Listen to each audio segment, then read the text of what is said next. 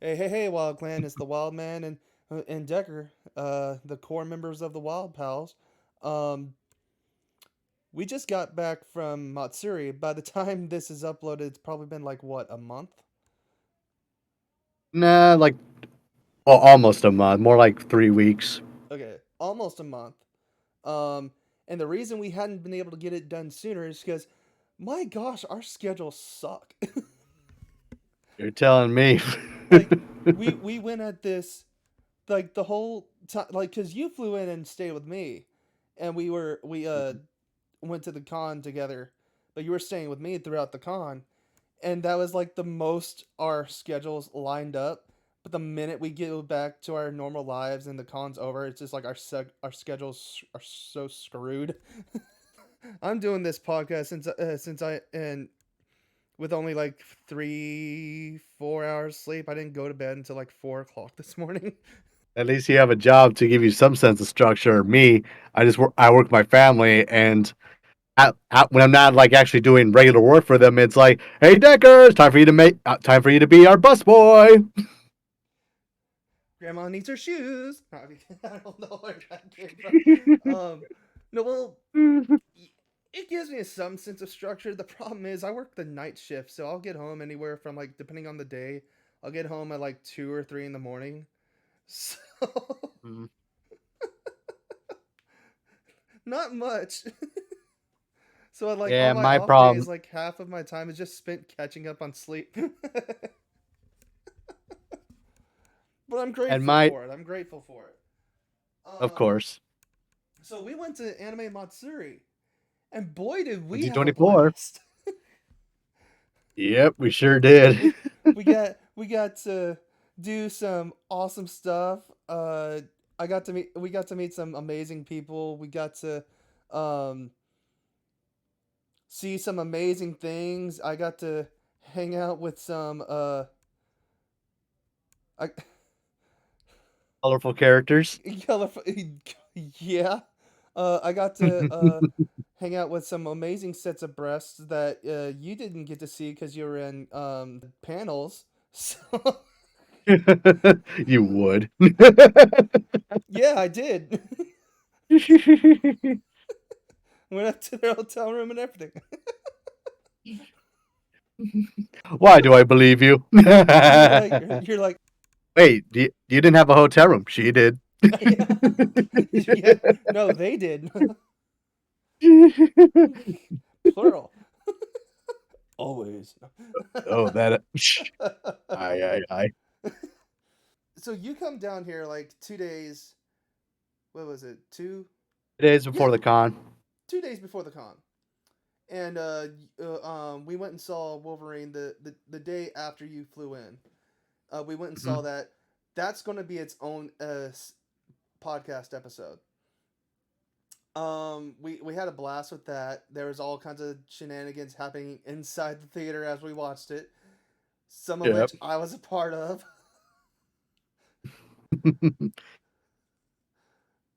But there are some things that we could share about that day because Yeah, what was you the were name of that overwhelmed mall? by the mall.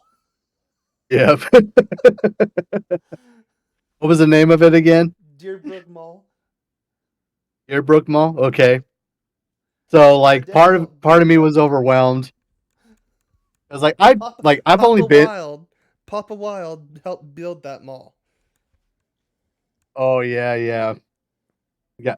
Like he delivered the lumber and everything. He delivered a lot of the pipes and sprinkler systems. That mall was built And before like even I was even I existed. yeah, and yeah, Pop like it was still fresh in Papa Wild's memory as he drove us there. Oh yeah, yeah. Shoot, he was probably my age, maybe a little younger when he did all that. Oh, this will tell you how much of a like how out in the boonies I am. Like I've been to like I have a mall in my hometown, and it's only like one floor with a bunch of departments and stores. the only other mall I've been to is like it has 2 layers, but I've only been in there so many times. It's kind of like blurry to me. But this one, not only was this a double decker mall, pun, decker, talking about the double Floor. decker mall, 2 floors. Like it was huge from my perspective. It was so big they actually had the food court on the second floor. What blew my mind is when we went. Oh, we were coming out of. No, no. Okay, so we went into Barnes and Nobles, and, and you were like, they have the complete fiction of of H.P. Lovecraft. They have the Divine Comedy. Only $25 for each. Yep, it's And I was true. like, Only only yeah. And you're like, only dude, 50. that's cheap. I was like, oh, that's right. You live in California. Uh-huh. And so you bought both of them. We were leaving and we're walking down the main hallway, but like because the outer wall of Barnes and Nobles is glass, so you can see in. We walk past a certain point and you're looking in and you're like, is that another room? Is that another store? I was like, no, that's still Barnes and Nobles. It's like, and you're like, you just got this like flabbergasted expression on your face, and you're just like, oh, oh, I need to sit down. I, I Uh-huh. thought you were joking, and then but then I turned around, and you're like going to sit down on one of the benches. That's part of the reason I said it because I saw them. And yeah, everything he's telling you, it's true. Like I've never been. This is my first time in a Barnes and Nobles, like an actual store. The closest that I had was Borders, one of their like subsidiaries, and it was just like your typical like department size room, kind of like the same as a Hot Topic or Spencer's, like that kind of amount of room. This one was like the Barnes and Nobles had like several areas, like obviously all kinds of books, but it had like several shelves of classic stuff and like manga. Even had some record, like even had like there was at least one stand of like classic records or something. I was like, oh, kind of an odd choice, but okay. But like it was like like it was like almost as big as like a house, at least from my perspective, because I'm not used to it, so I'm like taking this all in. And then like Wally said, like I'm passing the second. We're we get out of the store, pay for our things, and I see the other stuff. It's got like CDs and DVDs, and like more records because I would like that made sense. This was like a video media store. And I look into there. It's like, huh, is this another store? I was like, I might want to I might want to look in there. It was like, oh no, it's the same one. Like, it's still Barnes and Noble. I look over, and it's like, where has this been all of my life?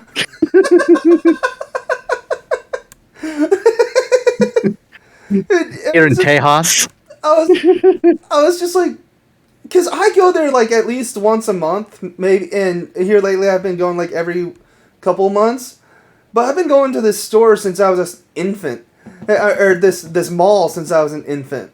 So it's all just normal everyday stuff to me. So like to see someone, just so blown away by it, was just like, what? It's like I already thought it was as big as a house, and then I find out there's a whole other section. It's like, why couldn't this be near my mall? Trust me, that store is big enough to like the size of like 2 or 3, maybe 4 houses. Trust me, it's huge. Just floor space wise, it's enough to be like 3 houses. Part of my exhaustion. I mean, yeah, part of the reason I was like so flabbergasted, like we just finished the Deadpool and Wolverine movie, and this is like one day after I got off the plane, so like I'm still not necessarily dealing with jet lag, but still like Oh, like I had so much fun. Like I basically got fun overload You and had to sit you got down fun afterwards. sensory overload is what happened. But I Hmm. saw you actually going to sit down. I was like, oh my gosh, he's not kidding. What am I about to have to play doctor? What's going on here? Like I know 911, but come on, what's going on? Like, I was not prepared for this. I overstuffed. I overpacked my backpack with like extra clothes. Like I don't know, in case like a mess happened. Which is Like I don't funny know, like considering you were half the time you were here, you were wearing my clothes. We should I was. probably explain that because there's someone that's going to hear that and take it out of context, which I'm fine with. But He was half the helping me get time He was helping me get festive for the convention. I was One was the Legend of Zelda shirt. Oh no, 3 days technically. One was the Zelda shirt. One was the Akatsuki cloak or coat. and then that Star Wars vest that I gave you. Yeah, it was like a leather vest with No, it the wasn't Rebel leather. It was Alliance denim. denim. Yeah, it was a biker Denim. vest. I knew it was biker. Like leather just came to mind. Should have put. Anyway, Yeah, I should have gave you my leather pants. no, that's all. You gave me enough as it is. Like you even tried to sneak some gifts there. I did. like, I did. like what? Like I I still have. Like don't worry, I still have them. Like some of the gifts that he snuck into my bag was the sonic screwdriver for the 13th Doctor, which regardless of whether you like the character or not, it is a very cool design, and it actually glows and spins. and I like how it So it's like curves to your hand. kind of like Count Dooku's lightsaber, Mm-hmm. which I should have brought to the con, but we'll get into that later. And the other thing, Audie gave me a life size 7-star Dragon Ball. he also had like a He also had like a smaller 4-star Dragon Ball, and I was thinking about, maybe I'll take the smaller one, but it is the 4-star ball, the main one for Dragon Ball, so I don't want to take that from him. Well, I gave you the one with the number of stars that means more to me, because 7 is a very pronounced number in my life. Like half of my birthday has 7 in it. If I knew that, I would have. I would have forced I it in almost your feel pocket. I almost feel bad. Why do you feel bad when I'm the one that gave it to you? No, I said almost. Don't feel bad. But overall, like I'm just touched. Not like that, people. He touched my heartstrings. They're not quite breaking yet, but they are being strummed. Oh, you are my brother. I don't know if should we could keep going, or save it for another topic, like the gifts I got you. Okay, so I guess we should mention that. So this convention was not long after my birthday. How old am I? Well, I'm however old you want me to be. Let's say that. Based on the guesses people have, that's pretty accurate. I don't act my age, so I'll just say that I don't look my age and I don't act my age. So there you go. He knows I'm a huge Freakazoid fan, and those of you that don't know, Freakazoid is a character that is essentially Deadpool before Deadpool existed, and it was created for kids by Steven Spielberg. So, And Paul Dini, don't forget Paul Dini. Don't interrupt me. Fine. But Freakazoid was a very big part of my childhood. It was Freakazoid, Johnny Quest, Mighty Max when I was very, very young, and Animaniacs. when I was a child before I discovered anime. That was my childhood. With Hercules' Legendary Journeys, I can't forget about that. But so imagine my surprise when he shows up with gifts of Freakazoid shirts, and one of them is Freakazoid as Deadpool. I was like, you son of a... It's like, I was like Vegeta from DBZA. Never in my life did I know I needed something until I had it. And I was like, look, like it looks like you're not the only one to make that comparison. And now you get to have it in your own hands. I'm gonna wear it. But yeah, like, but yeah, like I remembered how much he liked Freakazoid, and I was just on Redbubble, not a promotion, not sponsored, but I wouldn't mind if we were. And yeah, I was just looking for like Freakazoid T-shirts that would look like as close to the show as possible, like without it being like flat out official merch. One was like one of his standard poses, and then the other one was like he's in the Deadpool outfit and aside from the shape, you also see the his hair. Is the Freakazoid hair is still on the outside. I'll make sure to send like photos of the shirt so Quality or I could put it in the finished product.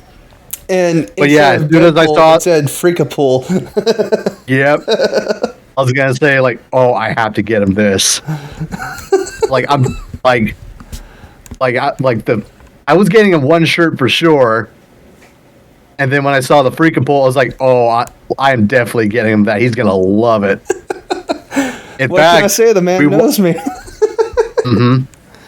In fact, we'll probably. It's just a small sneak peek for the Wolverine and the Deadpool and Wolverine podcast.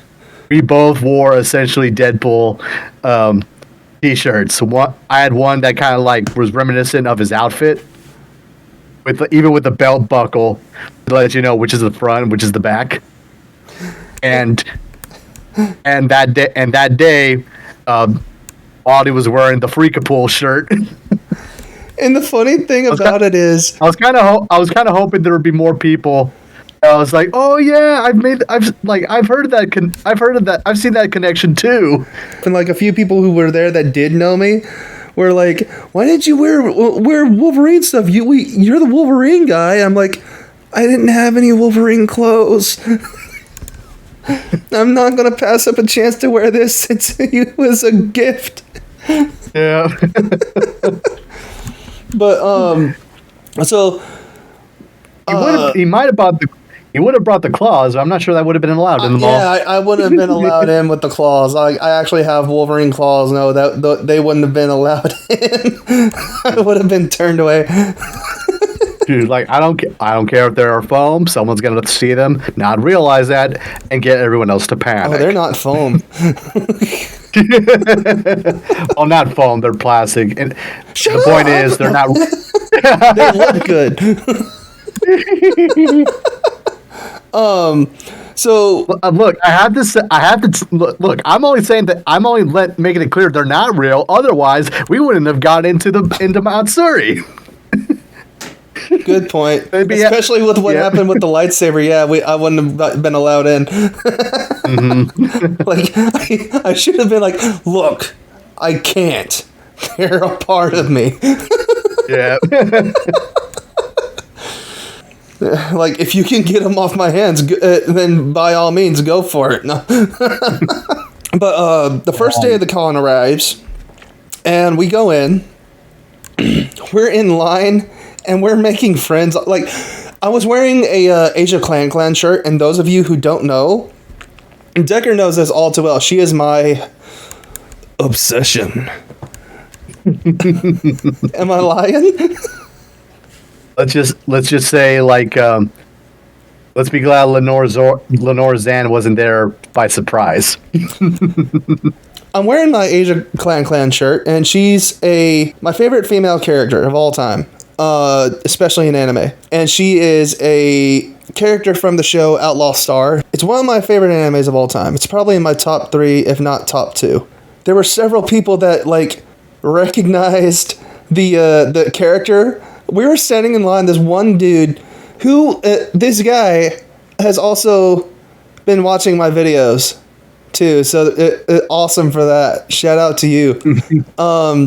He recognized the character. He's like, I know, like, Asia. I was like, and I looked at him like, you know. And I ran up to him and bear hugged him, and he bear hugged me back. He almost actually bear hugged and picked me up.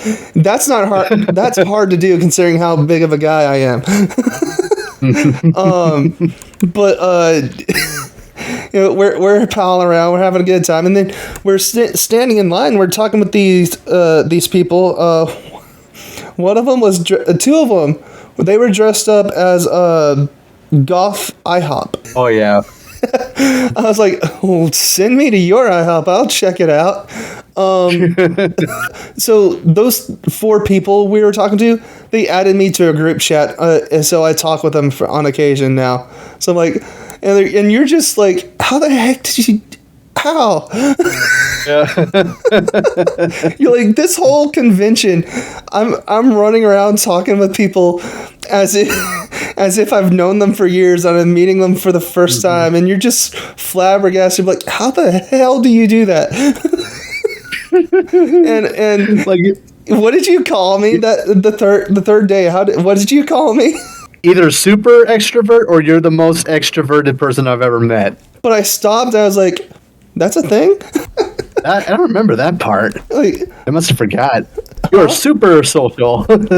You said you were like, you were the most super extrovert I've ever met in my life. Mm-hmm. But we were bummed a little bit because the exhibit hall it was being set up for the first day. So we couldn't enter, we couldn't look around or anything. And Decker was, I love you, man, but you were just so thrown off by all that because, like, you had this schedule plan, you were going to do this, you were very structured. Mm-hmm. And I was proud of you for being structured because I am not a structured person. Like, I'm not I like to just think of myself as not go with the flow. I roll with the punches, which is kind of, I like to say, more proactive version of going with the flow, for lack of a better way to put it. But it didn't bother me. I was able to still hang out and do stuff. But you were so just like what does not compute? You were like disoriented and like malfunctioning because of it. I was like, kind of felt like okay? That. And then I'm like, no. Angel, we'll get to her. Now there is some context. Like he is correct. I was like really thrown off. I also had kind of like a headache. So like the first couple hours, it was like more water. And all the vending machines had Mr. Piv. I'm not used to seeing so much of it in one place.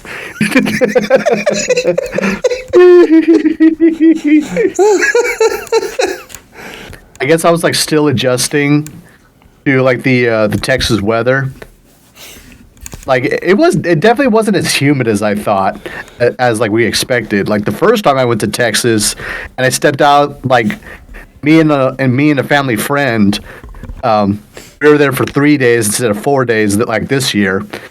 We stepped out of the hotel for the first time, and like the humidity was like a wall. I step out, it's like I walked through, like boom. At this time, you definitely felt the heat, but the humidity wasn't nearly as thick. Yeah, as it was that time. The humidity here, Texas is famous for its humidity, especially in the Houston area, because we're so close to the coast.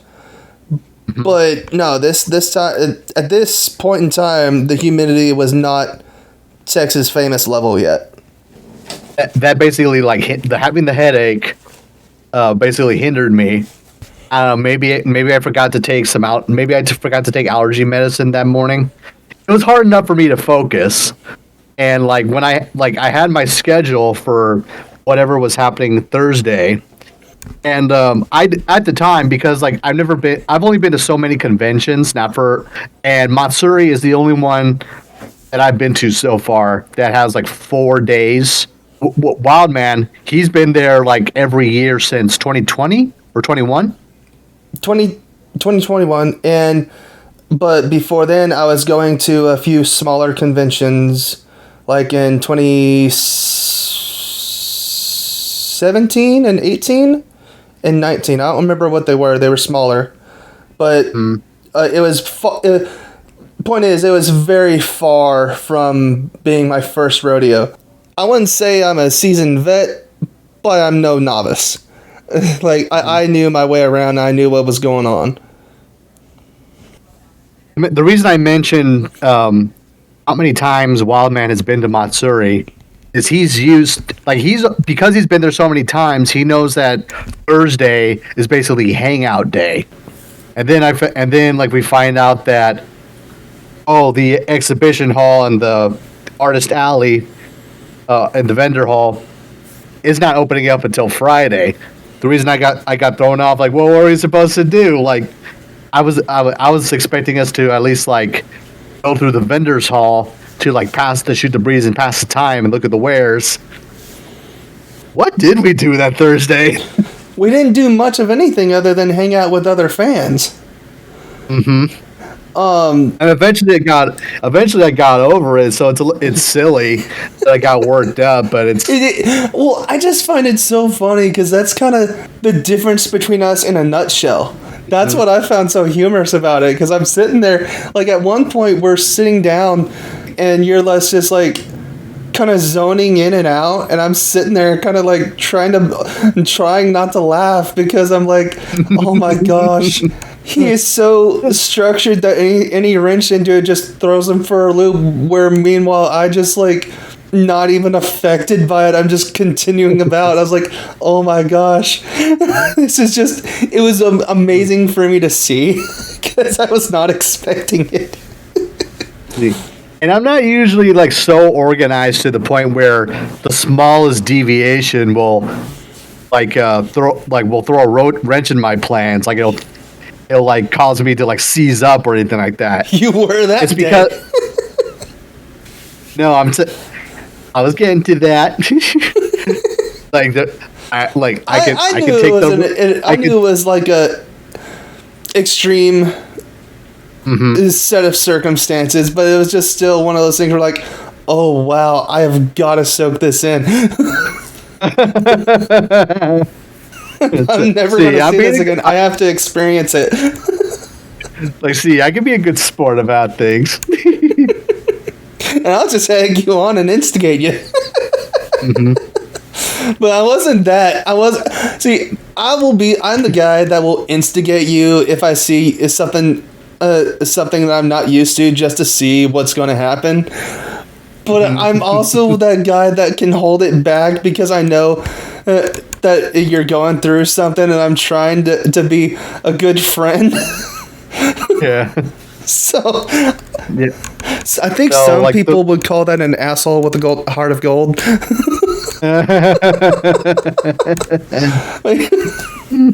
Well, I'm not so. I'm not some people. I really am my father's son. I would just call you I would just settle for a troll with a heart of gold. Hey, either one's fine with me, man. But yeah, like part of besides the headache and the reason why I was so hyper organized that day is because this was my second Anime Matsuri, and I was going with my best friend, and I was like, oh, we got like with conventions. Like you already learned a long time ago, you're not gonna, with the way conventions work, nobody is going to get to do everything that you see on the schedule. So you always have to give and take with your convention schedule or your plans.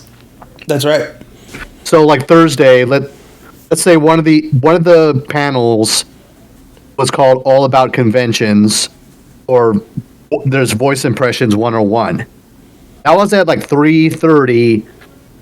So basically, my concern was, what am I gonna do to keep to entertain ourselves for 3 hours? And it's funny because you were like, what are we going to do to entertain ourselves?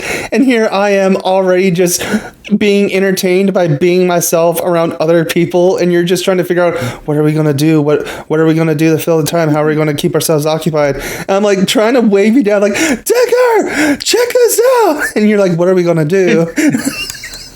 Mm-hmm. Oh, and like I hate this. That's what was cracking me up.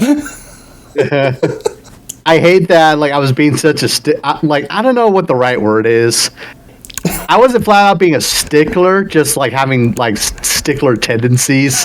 You were like wanting to you like say you wanted to like get pictures with everybody and I was cosplaying, and I was just trying to ground myself the whole time.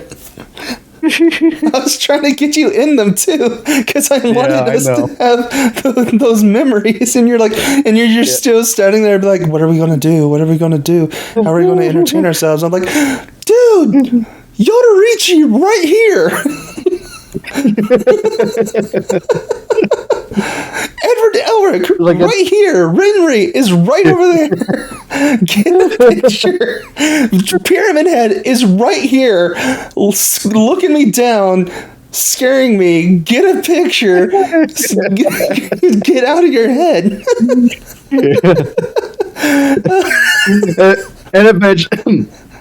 And eventually, like we did take pictures. Like some of them, we had to like. Oh, this was like for. Like sometimes we like had to use the other person's phone and then like email or text each other. Yeah. One of the first ones where I actually like calmed the hell down and like just like unwinded a bit. Like there was a pretty good cosplay of Cosmo and Wanda for the Fairly Odd Parents. I remember like they had this. the curl. Like not only did they have the right color. Like they had like this exact same shape as the characters. That's like what right blew down to my Wanda's mind. curly hair. They had the wigs, the outfits, and like the girl that was dressed as Wanda was shaped like Wanda. I was like, this is awesome, Decker, get over here. And the one that blew my mind, and you can see it in the picture, was when I ran across Alistair and Charlie. Oh yeah, and this, so I'm standing in between them, and I'm pointing at them crisscrossed with my mouth wide open. Because they look like they just walked out of the show. But, no, I know. No, I like you see the picture. Like not only was I there, where you had the pictures to prove it, they looked spot on. And I felt so bad because like throughout this day, I'm watching. We kept running into them, and I'm watching the girl dressed as Charlie. Her name, I think I remember her name. I'm not going to say it here. She I'm watching her, and it looked like she was not good being around large groups of people. Like I'm watching her get on the escalator, and she's all kind of like skittish. But I'm like, oh no. See, I was like, oh no. Is she not having a good time? That's not great. I gotta make sure she's having a good time. This is a convention. You're supposed to have a good time. You gotta have fun. And we're also worried. I'm the guy at the convention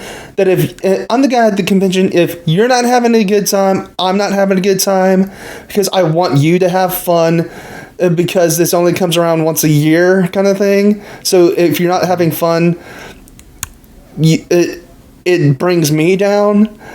So at one point we were in Vic's panel, and at the end of the panel, I walk up to her. I'm like, "Are you okay? Is everything all right? Are you having a good time? Or is it? Are you cool? Or is something I can do to help out?" And she's like, "No, I'm having a good time." We didn't overwhelm you. And like I felt relief wash over me, and like you come up and like he was scared that you weren't having a good time because he wants people to have a good time here. And she's like, "Oh." Like we were afraid like you were overwhelmed or something. Yeah. And we just wanted to make sure you were having fun. We didn't overdo it with the excitement. Like, oh no, this like, and she's talking about how like, oh, this isn't her first convention. Like this, you want to know how far removed this is from her first convention? Apparently, she was like, she like, what was the contest? Like, it was either cosplay or It was. like. I think she said it was like anime like- debate. Anime debate. Apparently, she's a 5-time winner. I was like, or something like that. I was like, I am insanely jealous, and I respect you so much now. And here we were wondering, like all the thoughts going through our head, like did we overwhelm her? Like, is this her first convention? Like, she looks so nervous.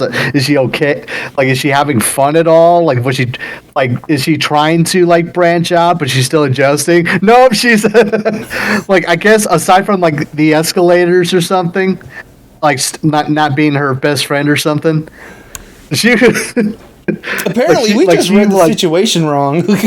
Yeah, exactly. But I'm glad we did. But yeah, so what's really funny is after we ran into them just as Charlie and Alistair. I was just we were walking along, and I just turned to you and I said, "Wouldn't it be awesome if we ran into a angel dust?" And then right as I said that, an angel dust is coming off the escalators. I was like, and you're like, "Go get him, Tiger!" I just run over. I was just like, "That is such an awesome cosplay! How did you do that? Like, that's so awesome! Can we get a picture?"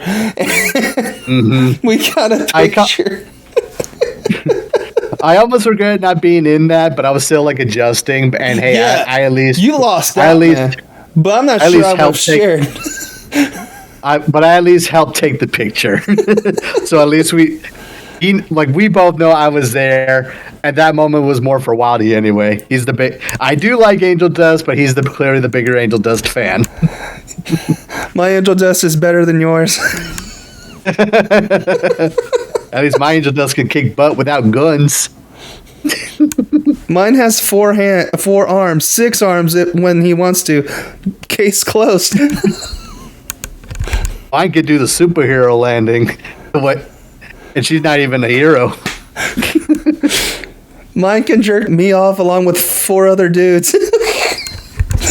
Okay, I yield to you.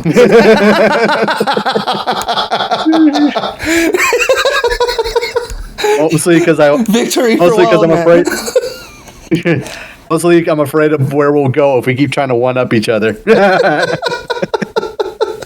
Let's try.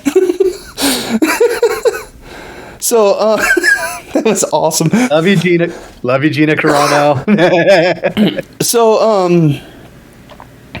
most of the I was fighting with you half the first day to try and get you into some pictures. And you were just still, what are we gonna do? What are we gonna do to pass the time? Oh no, it's almost dinner time.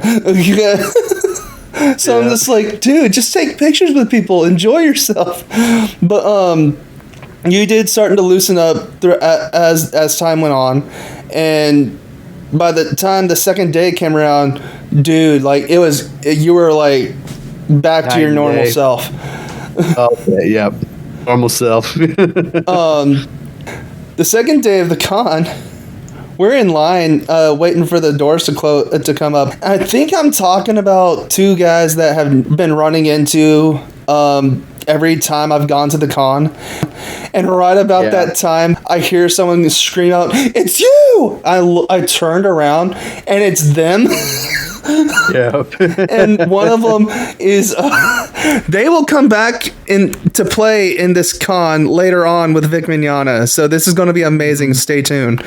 I turn around and it's them. One of them is dressed up as Alistair, and the other one is dressed up as Alucard from Helsing.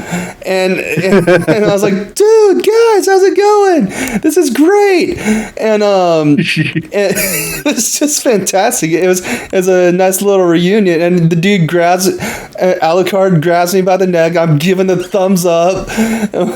And it was just it was so fun.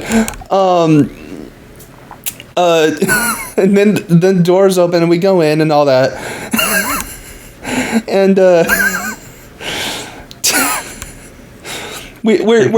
now here's the funny thing. 2 years in a row, I said, wouldn't it be cool if this happened, and it happened at the con. I don't know. I have this weird ability of doing that, not just in real life, but also just predicting things, and they end up happening, and you get so floored by it. Yeah.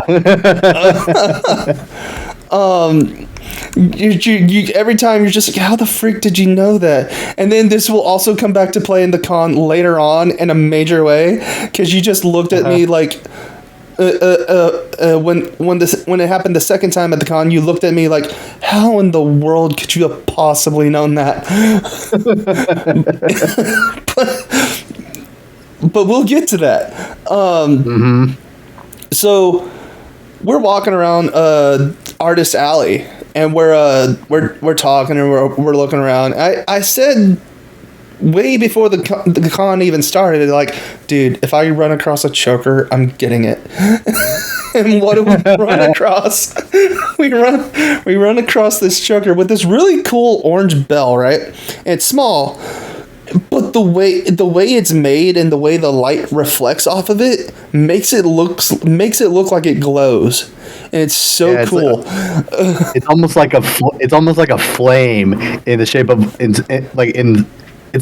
it's as if you took a flame and shaped it into a bell. Yeah, it's so cool. So I bought it, and I wore it for the entire con. And when we, what was her name? Stephanie, Original Boma. Oh, that's Tiffany. Tiffany Ballmer. Tiffany Ballmer. When we were talking with her for like 20 minutes. I'm sorry, Tiffany Ballmer, if you're seeing this, I apologize very, very deeply. But we're talking with her for like 20 minutes. 10 minutes in, she finally sees that, and she goes like, "Is that a Dragon Ball?" And I was like, "No, but I wish it was, because that would have been amazing." Because when I first saw it, I was like, "Is that a Dragon Ball hanging up there?" But yeah, it was so funny. One of the reasons I knew like you would want that one is because it was like orange is your favorite color, and it was like kind of reminded me of like I was getting like Naruto vibes or like Kurama vibes. Yeah, orange is my favorite color. This just in: orange is Wildman's favorite color. He likes Naruto. What a loser. Well, to each their own.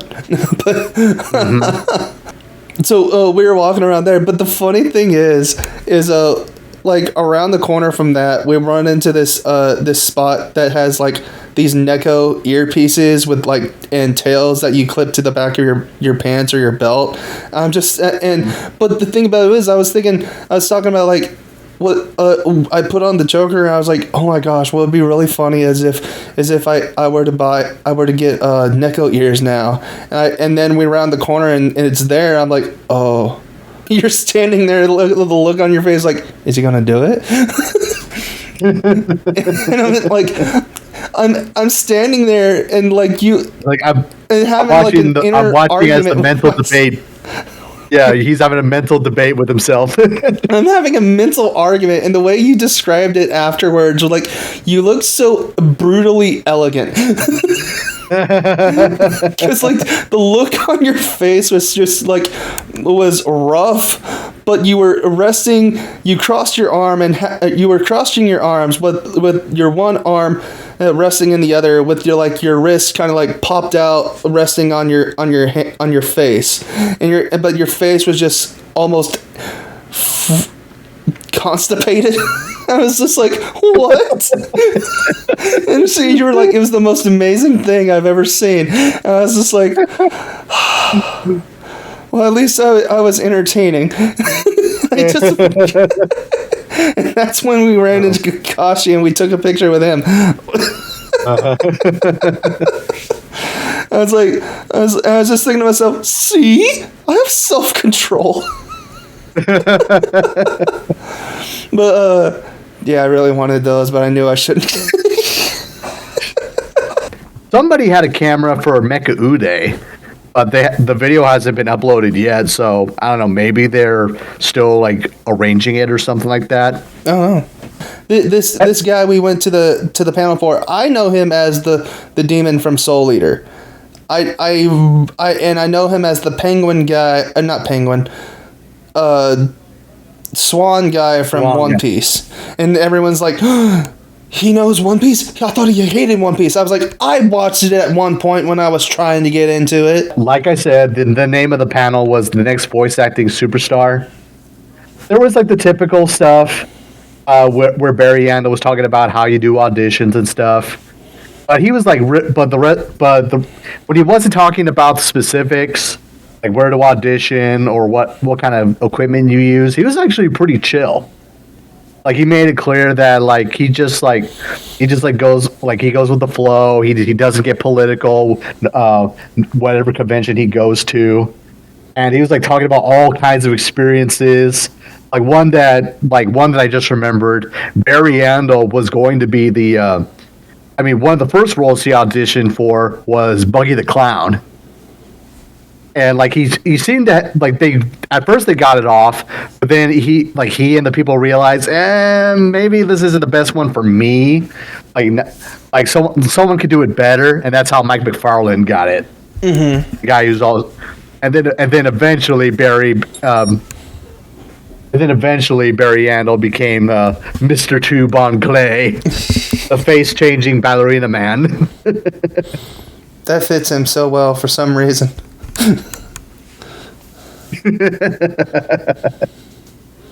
I think him and Stalis will get along really well. Oh my gosh. So darling, you're too kind. Yeah, we didn't just go to Barry's Q&A. We also went to Quentin Flynn's Q&A. And I didn't want to go because it was at the same time as Vic's. But I'm sitting there with you and I'm listening to them talk. I always get invested when I hear them talk about their experiences and all that. When I heard him say that he voiced Johnny Quest, I perked up visibly perked up, and you were like, what the heck? You grabbed my wrist and you were so excited. It was like I was worried I was going to lose circulation in that arm. Okay. But I said Johnny Quest, and then or I either no. I'm like, yes, or something like that. I made some sort of audible noise, and Quentin Flynn looked in the back, and like, yeah, and pointed at me. and he's talking and all that, and then you whisper in my ear, and he's like, Vic's panel is starting now. You're gonna go listen to him? And I just turned to you, and I go like, but it's Johnny Quest. And you're like, okay. And we just turned back and listened to Quentin Flynn talk. After the panel, we went up and talked with him. What amazed me was, because like Quentin Flynn is the voice actor of both Roxas from Kingdom Hearts and Reno from Final Fantasy VII. Huh? No, Axel. Axel, I'm sorry. Why the heck did I say Roxas? Nobody likes Roxas. I'm sorry. Axel. From Kingdom everyone likes Roxas. Nobody likes Ventus. Don't correct me on my show. So Quentin Flynn voices Axel from Kingdom Hearts and Reno from Final Fantasy VII. And so those are the two parts he gets recognized for the most. And, but when he heard that, and when I told, like, and when I'm talking to him, and I said that, dude, like, Johnny Quest was a big part of my childhood, and his eyes just lit up, and he had this just giddiness about him that he was so excited that he was recognized for Johnny Quest, because he never gets recognized for it. He was just so happy. And he goes, what was your favorite episode? And I said, the episode where Haji has to save Johnny and Jesse from a blood-sucking vampire, or no, soul-sucking vampire female. And he's like, that was a good one. And that's the one that stood out to me the most. he was so excited about that he got recognized for it. I was happy that he was happy about it because the way he was talking, the way he was acting, no one remembers that. So I was happy to be able to make his day. Yeah, it was like it's like as much as he as much as he likes characters like Axel and Raiden, at some point it's the same old, same old. So when you find out that, oh wait, like this person grew up with this character, and it was one of, if not Quentin's first voice acting role, that made it that much more special. Well, I am a special person, depending on who you ask. And I don't know where to put this in the conversation.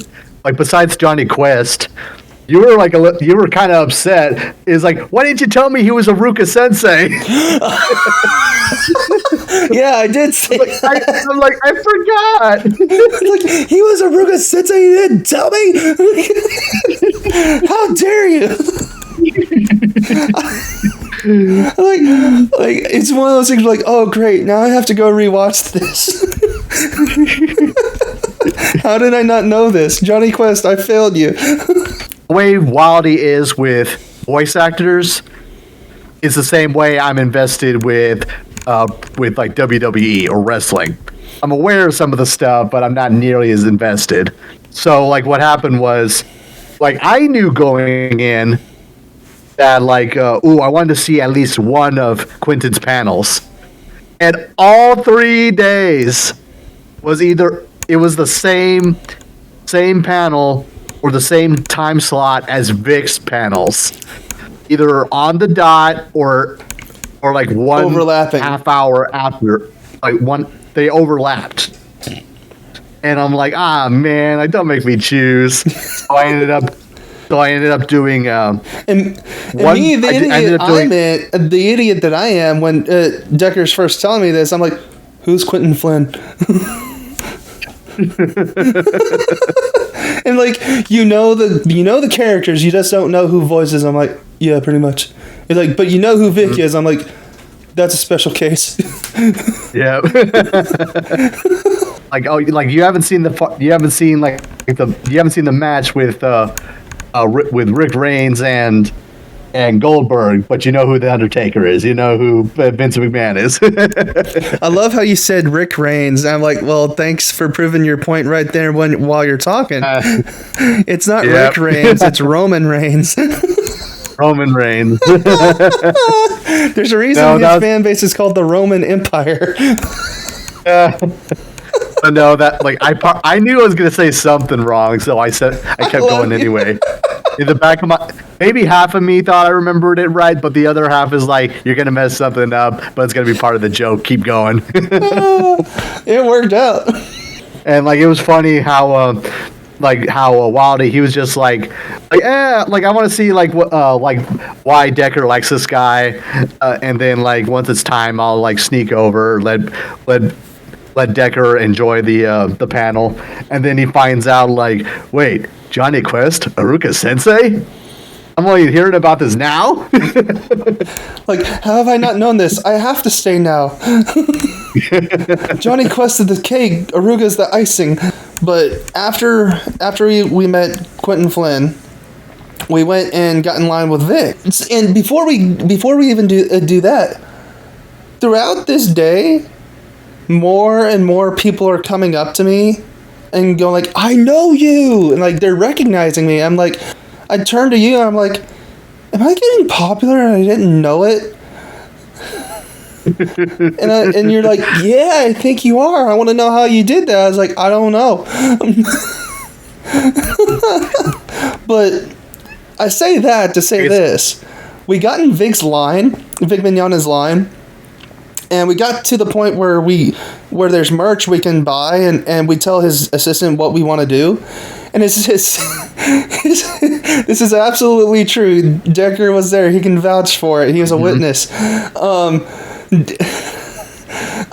His assistant stops mid-sentence as she's looking up at me, and she goes, I know you. I know you. you were here last year, and I was like, I don't remember your name, but I know you were here. I've seen you at the con before. yeah. And she says that, and I was like, yeah. I think I told her, yeah, you probably heard me before you saw me at some point too. And she goes, well, from what I remember, you were a pretty good sport and pretty fun. So I was just like, no, this is good to know.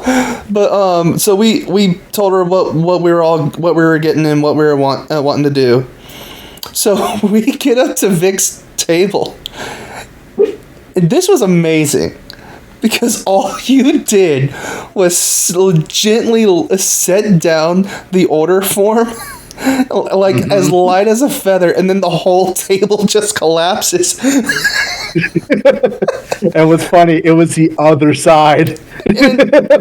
And what's funny was like Vic kind of jumped a little bit because he got startled by it, and I immediately reacted and held up the table before it could fully fall, while some other people, while you and other people were putting the stuff back on the table, and another person put the legs back down. But I just look at Vic, I'm like, and I tilt my head to you, and I go like, he's been training with Broly. And Vic just goes like, I can see the results. Yeah. but and Vic was so cool about it. But we gotta pick. Oh, we'll get there. We gotta pick with both of our voice acting heroes in one shot. So we gotta pick with Vic Mignogna and Chuck Uber. The pose that you'll see on screen, I came up with, and 90 like every pose I come that you'll see with Vic, I came up with and told Vic, and he's like, let's do it. And he third year in a row, he goes, dude, I've never met anyone that has such a that it comes up with such unique poses for pictures. And I was like, wait until next year. Yeah, I know. Like, Wildy told me that like when he takes pictures of like people he looks up to, he wants to make sure that it's something memorable. He wants to make sure that it's memorable for the other guy as well, or gal. Like case by case, but he wants to make sure it's memorable for everybody in the photo. And not just him. The funny thing is, like, you were like the latest video at the time of this recording. When you watched it, you looked at, because it's a Shawn Michaels Triple H music video that I made, and you watched it and you called me up and you go, that picture we did with Vic and Chuck, was it based off of Shawn Michaels and Triple H? I was like, I was like, I paused. I was like, yeah. How did you know that? and you just go, I watched your latest video.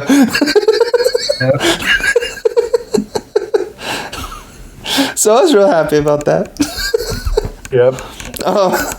So, well, before that happened with Vic, I forgot. That's my fault. We were like 10 feet away from Chuck Uber's setup. And you were just standing there like that little kid in front of an audience holding a paper shaking. And I was not shaking, but I know what you mean. You were shaking. You were nervous. You were like, Sensei, did I do you proud? I heard your mantra. I did you proud, Sensei. I'll do you proud. Like, but I was like, go talk to him. Go talk to him. I'm like the wingman. I'm essentially your wingman at this point. I'm like, go talk to her, you like, dork. Like, you'll never get a date if you don't talk to her. Go talk to her. But in this case, like, go talk to your hero. like come on, it's not like I'm not trying to, like, it's not like you're asking out a hot chick. It's your voice acting sensei. It shouldn't be this hard. Point, he might as well have had lipstick, boobs, and a makeup on. You were that skittish. Chuck Thanks, Cooper, Marty. if you're hearing You may- this, I apologize. It's for the joke because I'm making fun of my best friend, and I love you very much. I mean, I respect you very much. Yeah. You're the voice of Stein. How can I not? But Thank you, Wildman. You made. Oh, this is awkward. You made this very awkward, Mr. Wildman. Thank you very much. it's what I do. How was that Emperor Pilaf, people?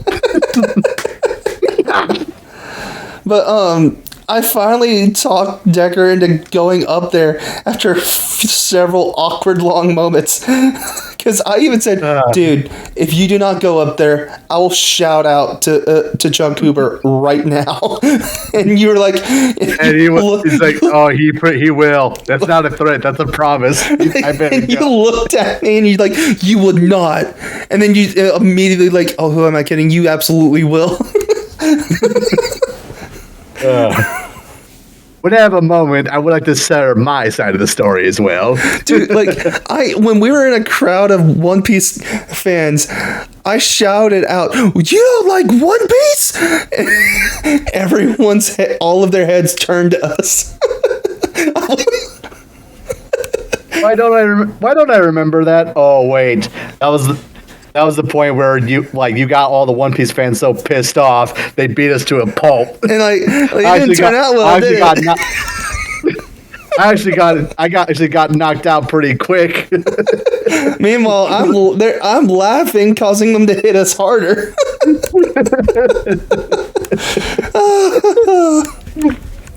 But after we recovered, we went over to Chuck.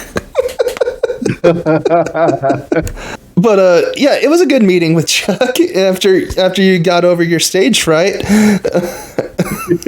You got to I got to meet my man crush. You got to meet your sensei. I mean, what? Oh my gosh. You're one of many. But this is my first time meeting Chuck. I've talked with him on Twitter back and forth a few times, and he seems like a cool guy. But this is my first time actually meeting him, and I got to tell him that, dude, my favorite character is Stein all the way, and he's such a unique character that it's, what were your thoughts on him and all that? And he gave me, I don't want to say it's the answer I expected. It wasn't the answer I was wanting, it's the answer I was expecting. But it was, at the same time, satisfactory, if that makes sense. But, dude, no, I respect Chuck like 110%. You probably respect him 110%, but yeah, and I'll give you that credit. Oh yes, I was nervous, but there is some context to it. We were walking over, and like this was the table where a lot of the voice actors and basically the autograph sessions from people who were who either voice acted or they were involved in animation of some kind, and one of the people was Chuck Huber. Now, at that time, I didn't realize that when they're not at panels, some of the guests are have their own merch store or their autograph table, and that's where Chuck and Vic and everybody else was.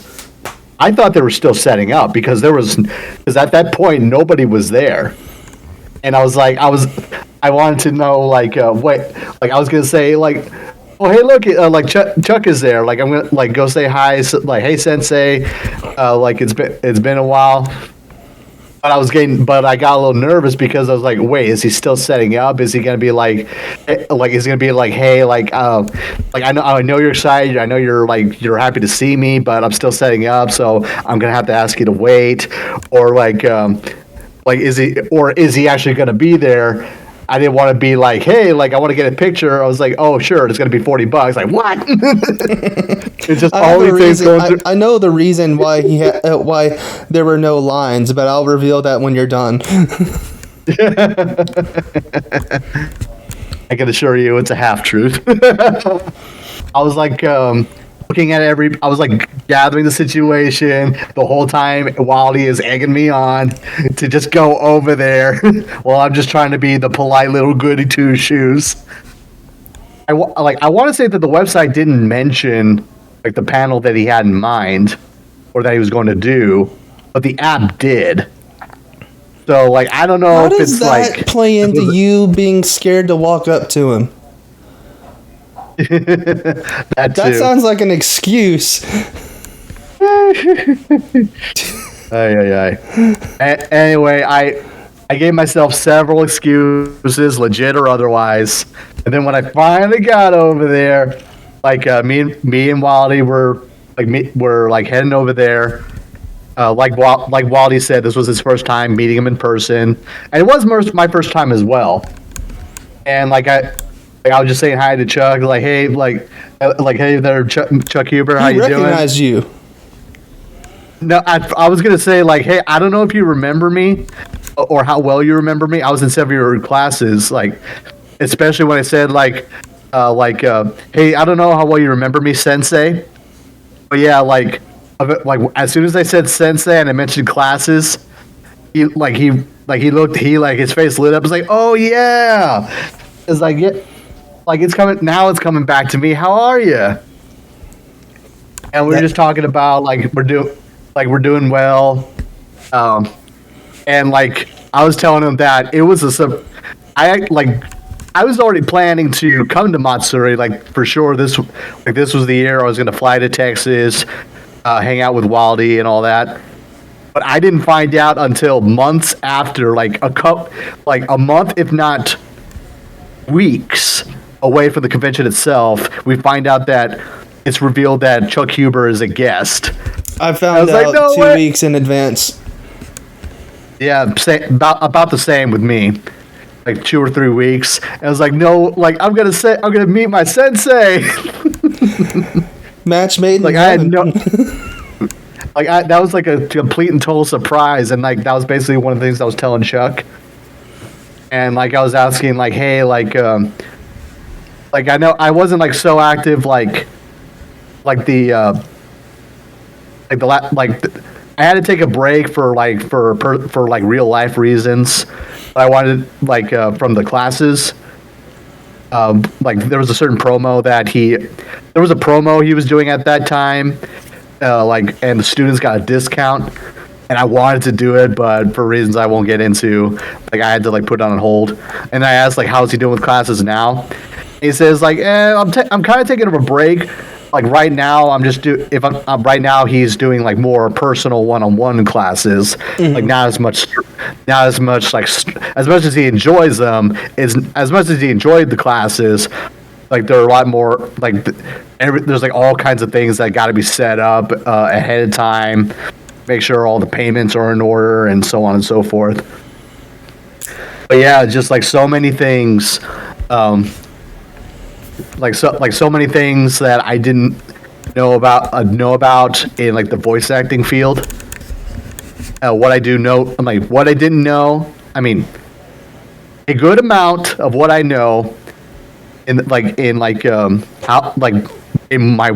voice work, a lot of the skill set that I have today is because of the classes that I got from Chuck Huber. So it was good.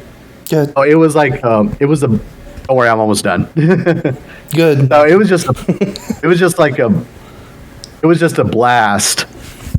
Finally get to see my book. It was a blast finally get to meet my voice acting coach and have I've talked to him extensively before, but actually have be face to face in the building and have a good back and forth. And I know it's Wildy's he's enjoying himself as well. And it was a delightful time meeting Chuck.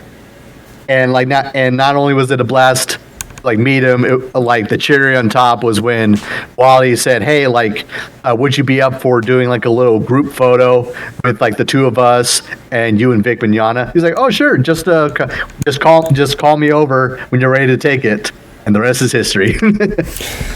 That was like thank you. perfect timing Thank you for too. waiting. So, so we're at this point we're kind of walking around and just enjoying ourselves, talking to people and looking at different merch.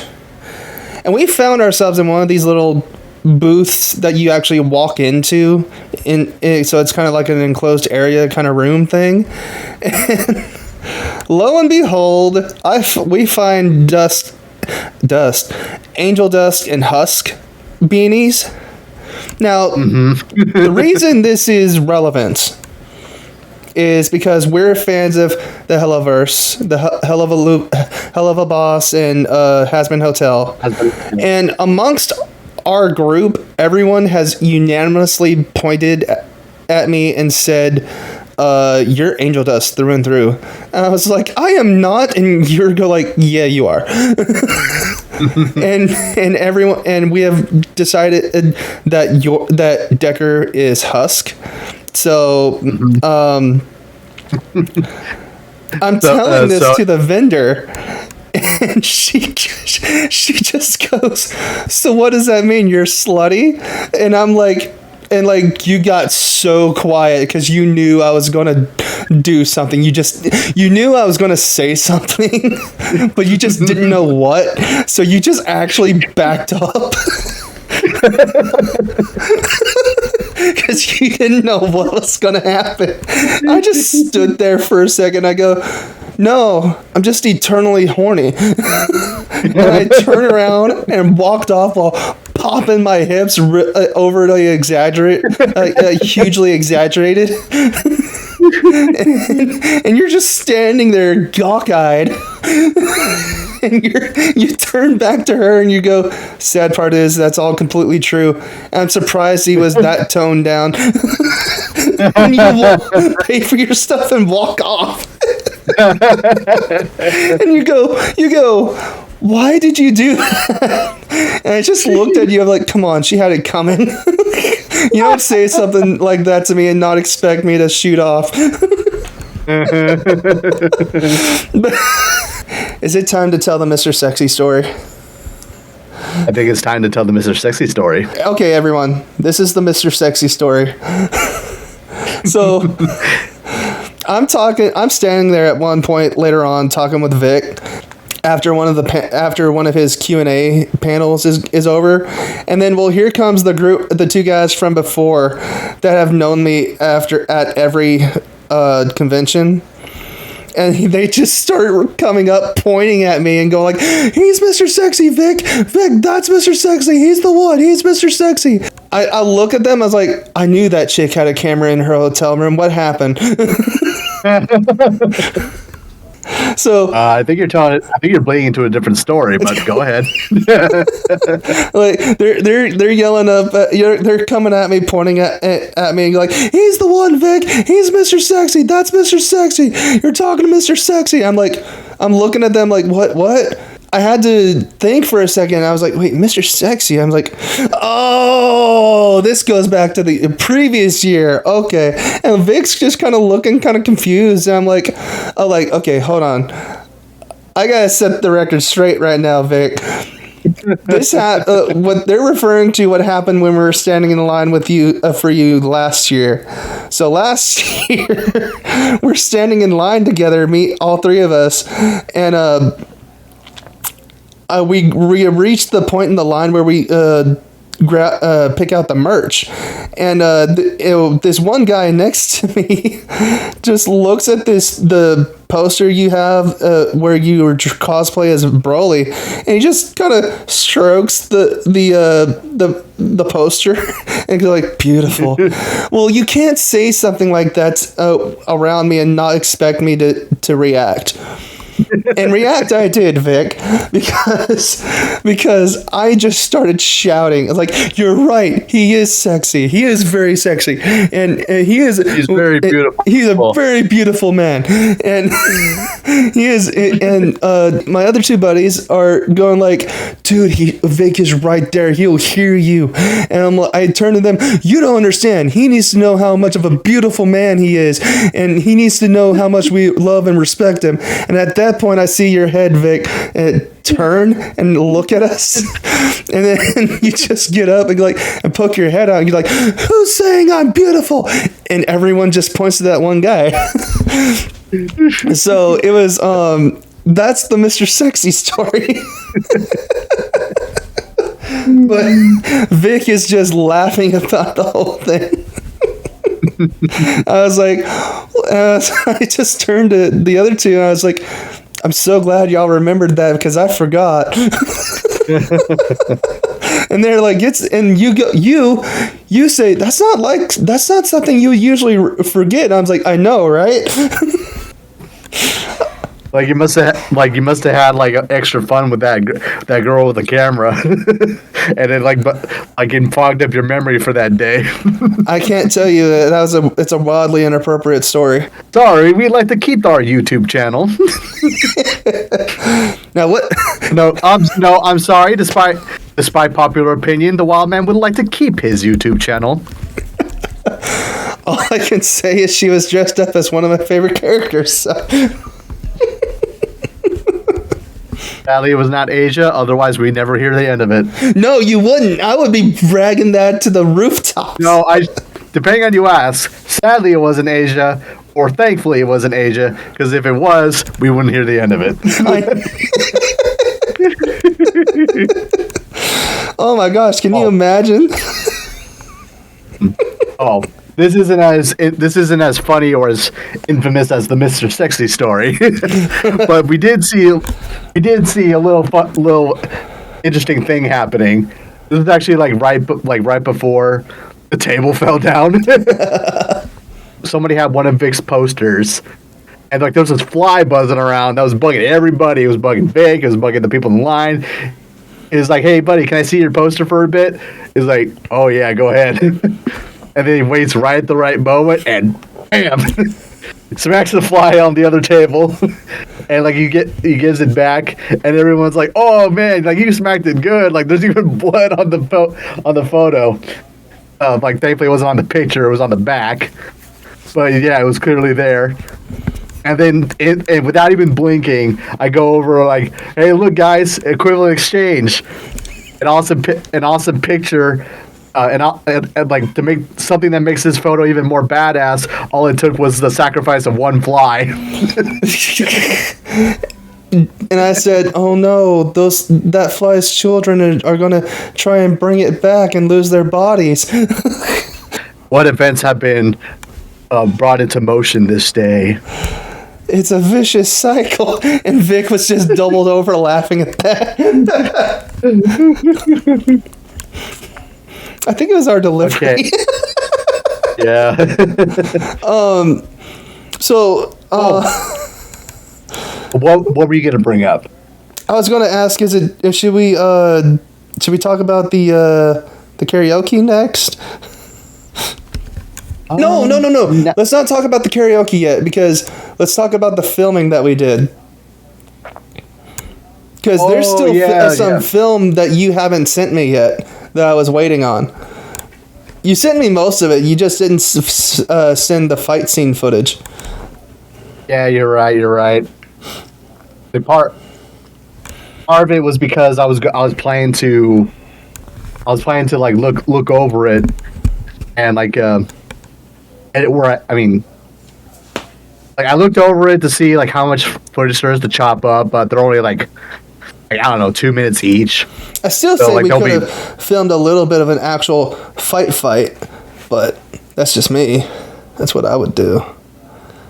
Yeah, well, we only had so much time, to actually be at the convention, and it was kind of on the spot anyway. Yeah, but we could have filmed something, whether it was 20 seconds or 30 or whatever. But anyway, Decker got to play director. Director Decker, coming to a theater near you. Can he direct the untamable Wildman and keep him focused? We'll find out today. But you had this idea brewing in your head since the day we met, pretty much. and we finally got to actually do it, and it was great. So basically, Decker had this idea of what if Wildman with his Wolverine-like claws, and Decker and him, we got into a fight, but because I have claws, he has botons. That's what they're called, right? Botons? No, they're called tonfas. I was way off. No, you're closer than you think. You're thinking like batons. But so we had fun with that. I think we filmed 2 different things. We filmed both we filmed 3 things. We filmed a scene where we're charging at each other, a scene where we're like, that's the aftermath of the fight we didn't film, and then kind of like a small little bit of a build-up the day after, on the last day, because I was like, I wanted to try my hand in the Wolverine Deadpool yelling match in the car. I think I did okay. I did say one thing that, like, in the heat of it, I thought, why did I say that? But at the same time, seeing your reaction, like, well, I got a reaction out of him there. That's the win for me. Like the one, like that for that part where like we were basically basing it off the Wolverine roast Deadpool scene. Yeah, where he leaves Deadpool speechless. Yes. In that footage, I was watching it back. It actually looks like you hit me in the face. You don't. But I know, it was that good. No, I know. That's good. That's good.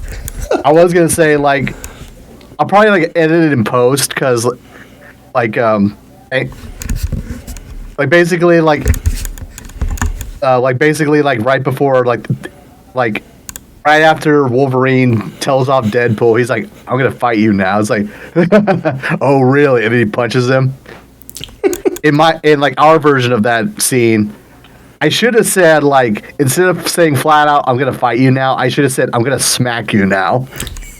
Because like that, not only is that what I did, in the video that we made, it looked more like, oh, I wasn't ready to fight. Because when you brought those claws, I'm like, well, to be fair, he did the same thing. But I'll say, watching it back, your timing and my selling of it, I think, just came together in a beautiful way. I'm glad to hear that. So, yeah, it was. I think that was really well done, and I can growl yell way better than I ever thought I could. And Tifa's bar was amazing. I wish I had gotten something from it, but I just stood there looking at, well, Tifa, and she was committed. She looked the part in every way, including her assets. I was like, this is the best date ever. Oh, and here's a little funny behind this. I was like, yeah, my brother's a dork and he's best friends not much better. So the karaoke was amazing. I'll admit, I was nervous to do it. What? Wally was nervous to do something? Yeah. I know. I wouldn't have believed it if I wasn't there. Yes, even I have fears, as few and far in between as they are. But the funny thing is, when I sang the song and got up there, in the video, you can actually see my confidence growing throughout the song. So, like, starting off kind of, and then like, oh, like, I was like, no, I'm in the zone now, as the song went on. But I didn't know you were recording this when I went up there, but it was first. Was it? I told you we were. Or was it me first? It was you first. It was you first. Okay. Yes. So, I think you just weren't aware or you forgot because I'm pretty sure I told you like we were gonna record us both. I was kind of going in and out. I chose a song that I think we both kind of agreed that I was most comfortable with because we were rehearsing the night before, and I sang like 4 different songs, and you're like, this one you seem to be the most comfortable with. So I was like, okay, I'll sing this one, and it's a Nickelback song, but it's one of their surprise. Fucking haters. It's one of their lesser known songs, but it's off of their album The Long Road, which is one of their earlier albums. I think I did pretty well. I got a huge pop from the audience that I was not expecting.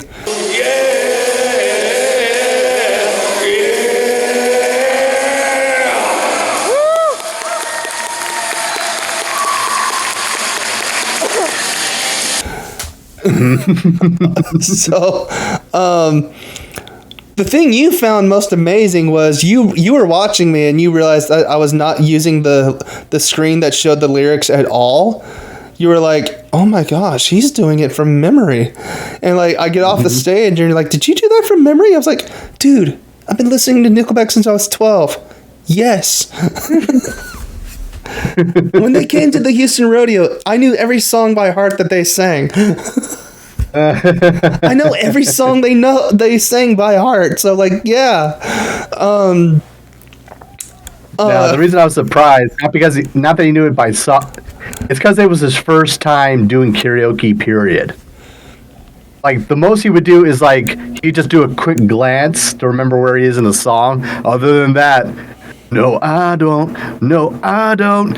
No, I don't. No, I won't find faith in your false feelings. Not fooled by your misleadings. You know. But I did. But yeah, he was. Huh? He was like. At first, Wally was like, "I did pretty well." It's like, yeah, like I like for your. I probably wouldn't. You did so well. I probably would. If I didn't know that this was your first time, I would have been surprised. And of course, the pop from the audience. We're like, yeah, do it, boy. They're all shouting, hooting, hollering. I think I got several claps and like a few whistles and a couple yells and all that. So I was like, oh wow. And in my head, I'm thinking, these people are drunk. And I'm like, wait. And I was like, wait. They said no alcohol and no songs with profanity. There's kids here. They're not drunk. They're sober. I was like, am I better at this than I thought I was? All that and like that whole thing went through my head in a matter of seconds. But yeah, after that, I was just like, okay. Apparently, I got something here. Let's shake it, bake it, man. Let's do it. and then you got up there, and boy, like you were animated during this. Like I was roughly I was moving around a little bit, but not like anything major. I was just more trying to concentrate on the vocals. Yeah, like if you compare us, yeah. Even though, obviously I wasn't I wasn't doing like crazy dance moves. Yes, I wasn't you were. I wasn't doing like a whole practice routine. But like you could tell, like if you compare our videos side by side, yeah, you could tell I was more at home there. Body did move a little bit, but overall he stayed in the same spot. Me, I was like walking from side to side. I did like a little lean during like the chorus.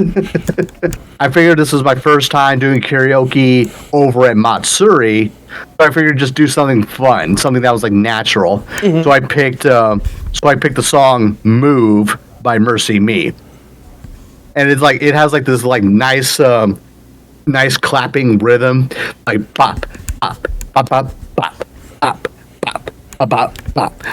I'm not about to give up because I've heard you say there's gonna be brighter days. There's gonna be brighter days. I have a song for that we can do. I would like to see us do together next year. It's also called "Move," but it's from the group Thousand Foot Crutch. I think we might be able to do it, and I think we could like put on a little bit of a performance while we do it. I'll show you the song in case you don't remember, but yeah. Yeah, I think we can pull that off. I do next year want to do Burden by Citizen Soldier because that's in my top 3 now. Like that song's just beautiful. It's amazing. That is just like that. Like I've been a Citizen Soldier fan, like not like almost a year. Like you and me became Citizen Soldier fans roughly around the same time. Really? Yeah, because I was introduced through you. Yeah, so I introduced them to you. I introduced you to them not long after I was solidified as a fan. I had known about them a little bit. I've only heard one song at one point, but then I slowly started listening to them more and more. I was like, I think I'm starting to like this group, and I so once I kind of hit that point, is when I was showing them to you. This may not have so much context for the listener or the viewer. This will have context for Wildy. So the first song that I really enjoyed was the one, the AMV you made for Tattoos with Kakashi. Yes.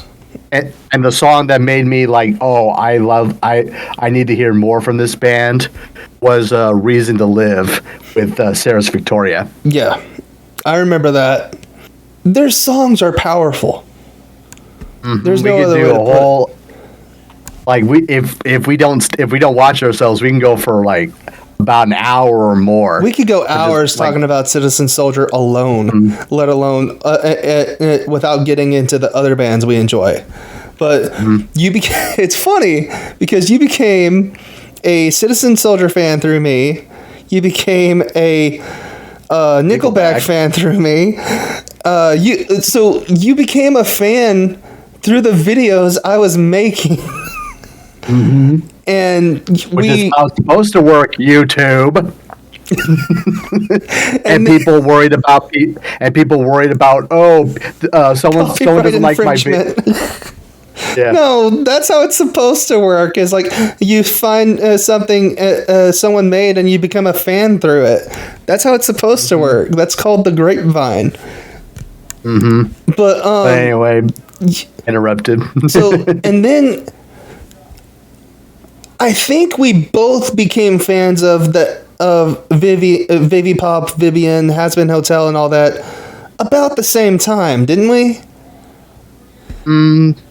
Yeah, because like we both watched Has Been Hotel at the same time. Yeah, in which we still want to bring out a highlight reel watch of it. We want to do that. We just hadn't been able to get to it, but it's coming. But like it's just amazing when we sit back and like, oh yeah. Could I say something? Yeah. This, like going back to the karaoke. Yeah. It was funny how like at first we ended up doing our own solo songs, and like you can correct me if I'm wrong, but like I believed at first we were planning to do a solo.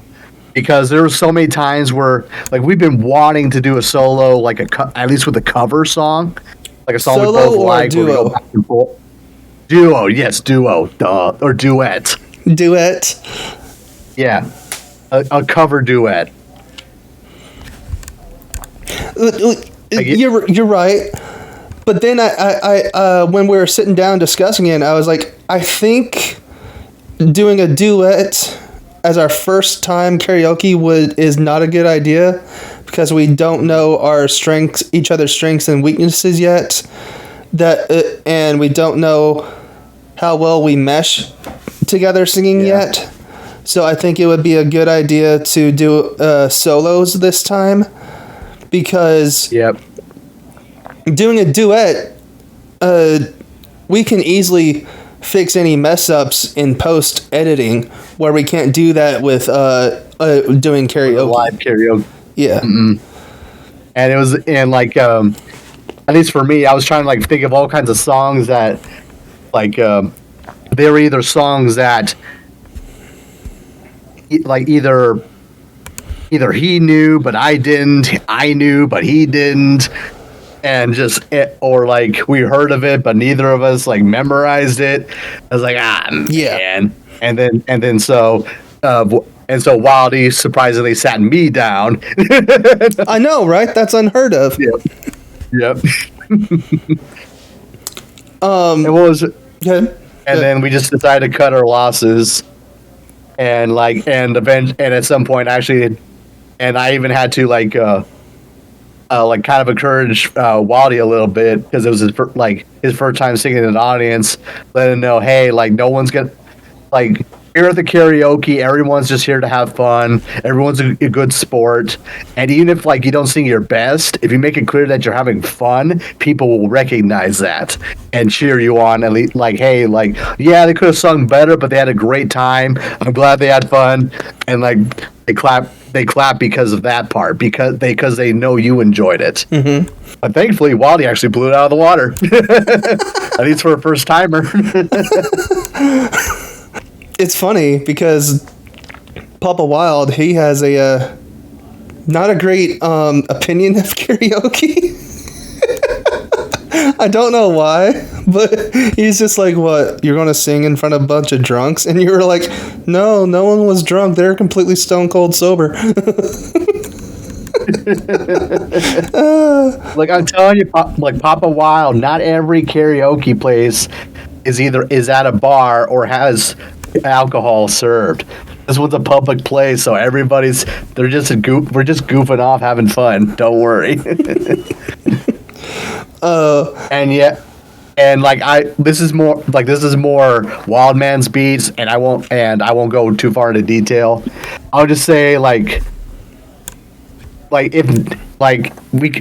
probably won't happen next year. I mean, I can't promise it'll happen next year, but at least one of these conventions we need to get a hotel.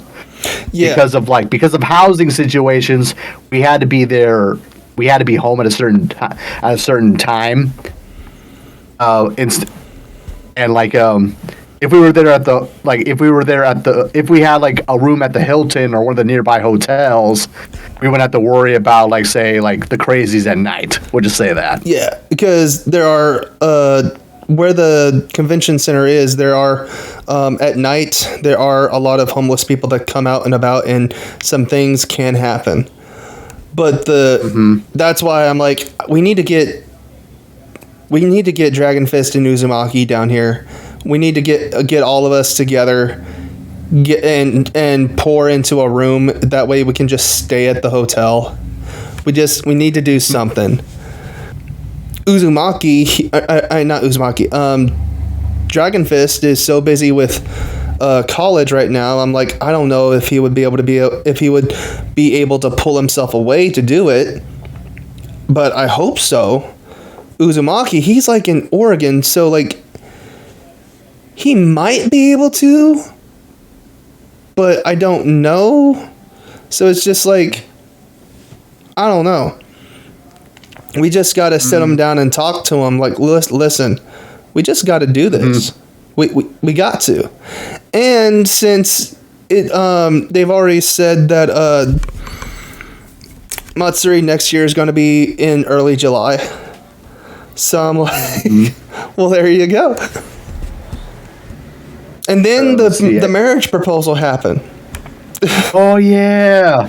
So after you and I got off stage, this other guy, I think he was dressed as Zoro from One Piece. Yep. He was singing. I don't know the song he was singing, but it was a love song. And then he just gets off at stage and dances with this girl, and I'm like, okay, clearly it's his girlfriend. She's dressed up as the love Hashira from Demon Slayer. And after about a few minutes, I leaned over to you, because they're like less than 15 feet away from us. And I leaned over to you, and I was like, he's going to propose to her. And this is the part where like I referenced Laser earlier, where like you were like, how the heck did you predict that? And I said, he's gonna propose to her. And you go, and I was like, man, that'd be cool if it did. And then we finally got on his knee, and like he pulled out the ring and everything, I was like, how did you do that? It was one thing when you did it with movies. Now you're doing it in real life. Real life is just a live action movie, man.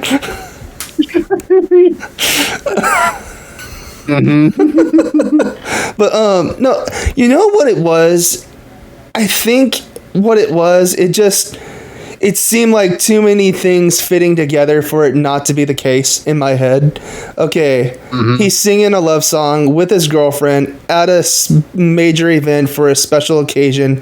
He planned this out. So I'm like, I think that's what made me think, okay, he's about to propose. He's going to get a wife in a moment. Fiance, but only one step away from wife, so what's the deal? So like, and then he's on one knee and your mouth hit the table.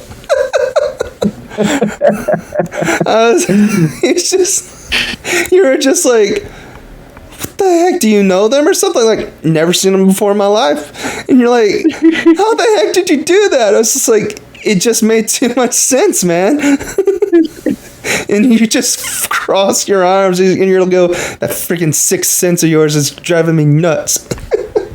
What's next? What's next? You're going to be able to predict when I get laid? And like, and then you got like, it's like a little light bulb flicked on in your head. You're like, hey, wow, man, what do you think about that?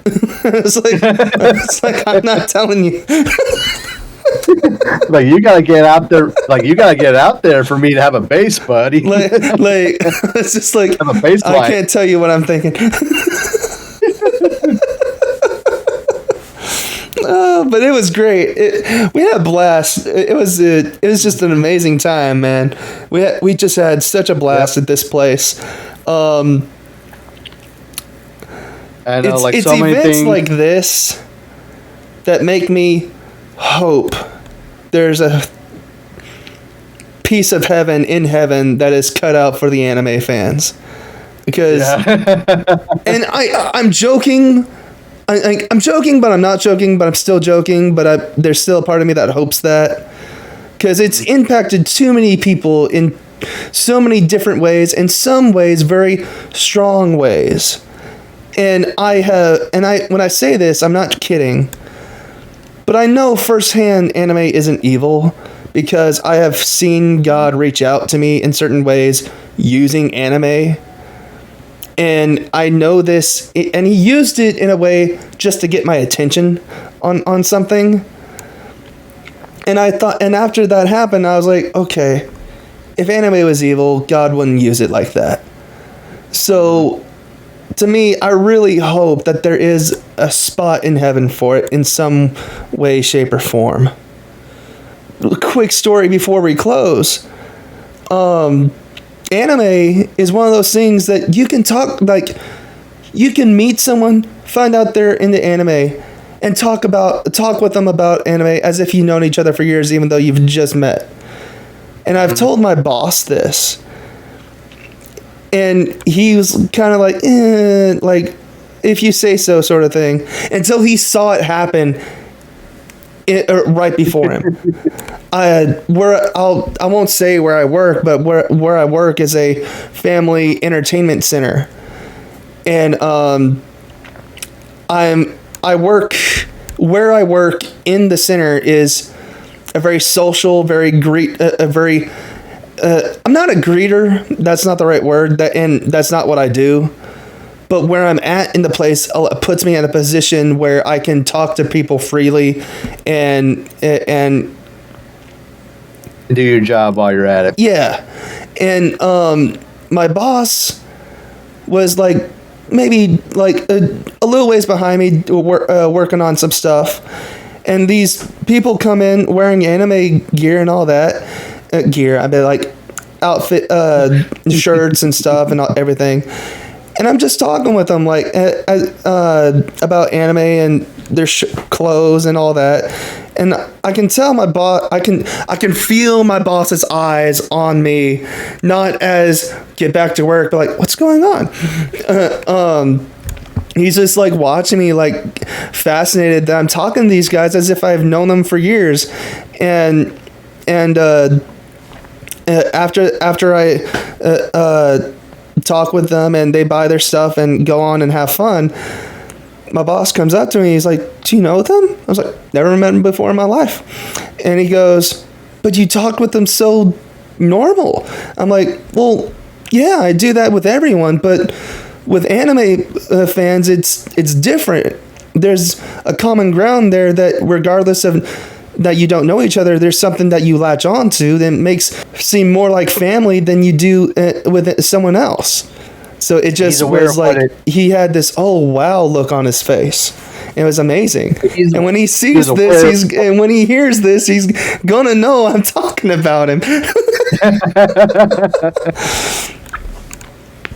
So basically, he was aware of what anime. Like, he was aware of what anime was. He just wasn't familiar with all the intricacies. He wasn't aware of how the people that liked anime socialized with each other. I guess is the best way to put it. He wasn't aware of how just the level of camaraderie and friendliness we have with each other, even if we're meeting for the first time. Yep, and I could also attest to this, the first time I was at Matsuri was in 2019, and that was the first time I was there, and we were like at one of Vic's lines. It was huge, due to circumstances at the time, and also Vic's been there for since 2019, so people are used to him being there. He's been going there since early 2000s, I think. No, I mean straight. Oh, straight. Okay. Mm-hmm. Anyway, I'm sorry. No, it's okay. Sorry, it's okay. I interrupted you. No, you must punish me. Punish me, please. What am I stalling? What's going on here? I'll think about it. To give me the best one? No, to find the one that actually punishes you and doesn't turn you on. Good luck with that. I haven't found anything yet. Oh my gosh! Oh no! It's gonna be basically what Blitz and Moxie were doing to the Men in Black in that one episode, driving them nuts before the tables got turned. Oh man! I was just about to say, I wasn't gonna say it, but then you brought that up. I was like, oh my gosh. Stalis is a bottom and Androdus is a power bottom. How do you think that's going to play out if they ever got together? I'm afraid to ask. Does that mean that Androdus is going to become a top by proxy, or he's going to be a top by proxy, but then every once in a while, Stalfos will want to turn. If he can get out of the ball gag and ropes.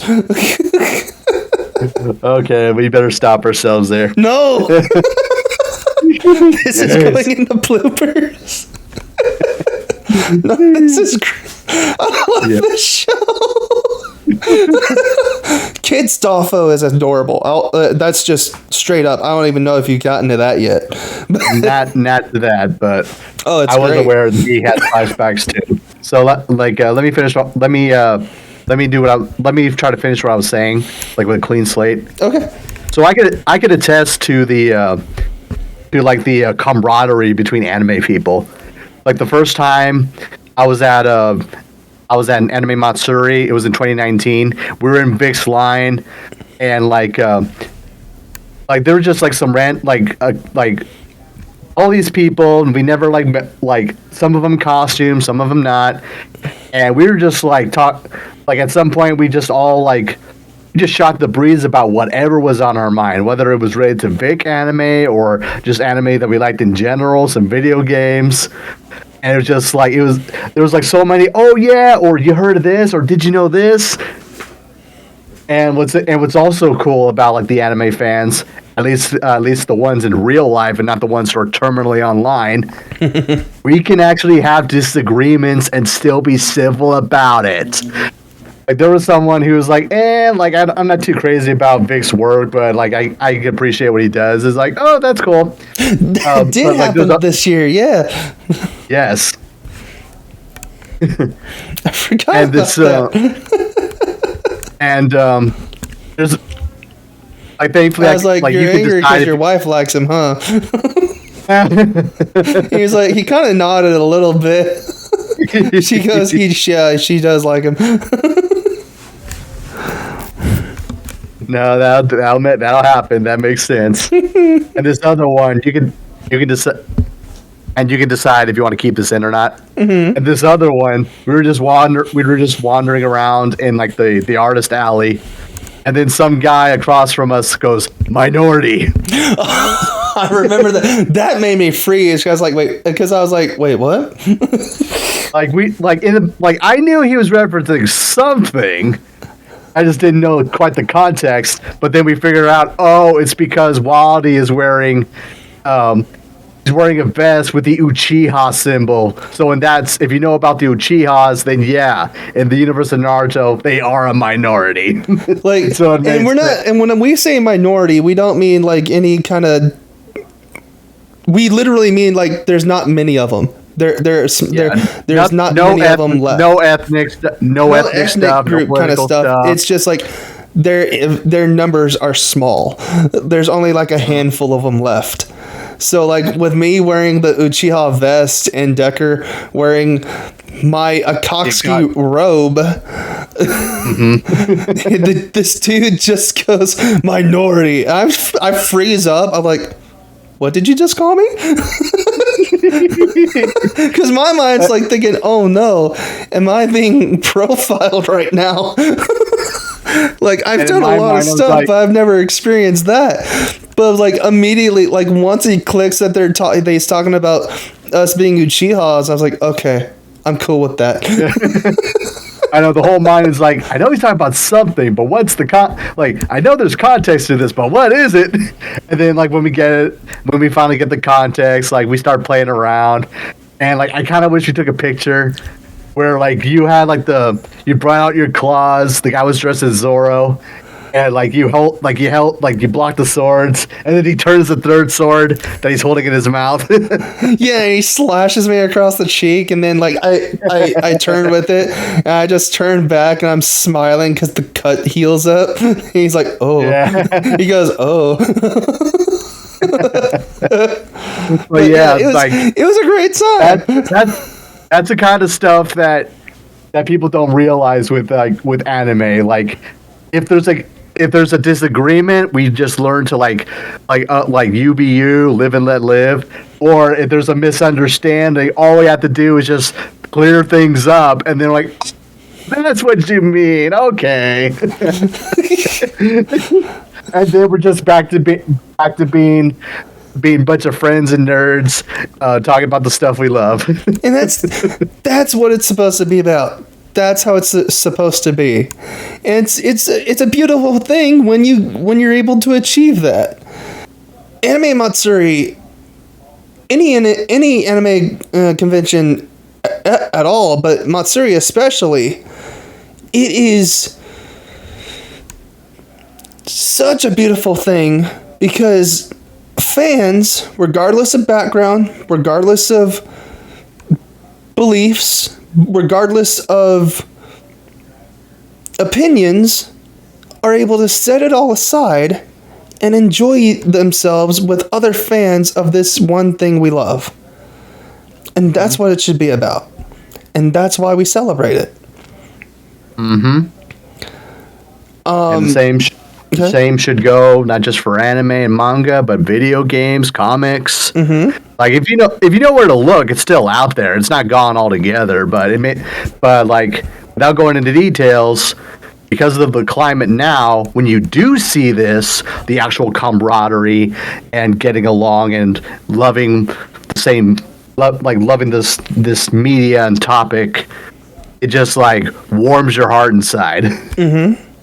Now, the funny thing is, my boss, he has a very loose connection to anime, and I explained it to him, and he thought it was kind of cool. He grew up with comics, like a lot of people did, but the one he liked a lot was Witchblade. Guess what anime I enjoyed? Witchblade. Guess who voiced it? And I'm okay with it. Don't remind me. Like, I know your history with her, but I'm like, I don't care, man. She's hot. Like, at least she sounds hot. But No. so I explained that to him, and he was like, "Oh wow, I didn't even know they made an anime." Like, I was like, they made a live action movie too. Oh, that I didn't know. with the winner from the very first Survivor. I'm trying to remember. Like, was that like? I think it was. I that's supposed to think be, it like, was called closer. Darklight. I think the movie was called Darklight, but it was Witchblade. Was it based on like the earlier design or something? Because I know the anime. It was one of the earlier designs, or like they could not dress her up like the Witchblade. It is so it was very different, but it was Witchblade. Yeah, I want to say I want to say that's the first time I heard of the movie. But there's also like certain things where like, oh yeah, I'm aware it was a comic first, or I was aware it was I do remember some research that I did, and it's coming back to me. I explained that to him, and he was like, he thought it was pretty cool. Yeah, this was a great event. It just seems to get better every year. Right now, Matsuri is the second biggest convention in the U.S., second only to the one in L.A., which, truth be told, I'd like to go to one day. Never know what the future holds. That's true. I'd like to go while I'm still young, but the cool part is, this year we saw people of all ages, young, old, and everything in between. So, yeah, it's for all ages. We don't care. And here's an example of all ages, not just because of the guy who was there, but how much of an impact he was. I kind of wish I remembered it sooner, but I could sum it up pretty quick.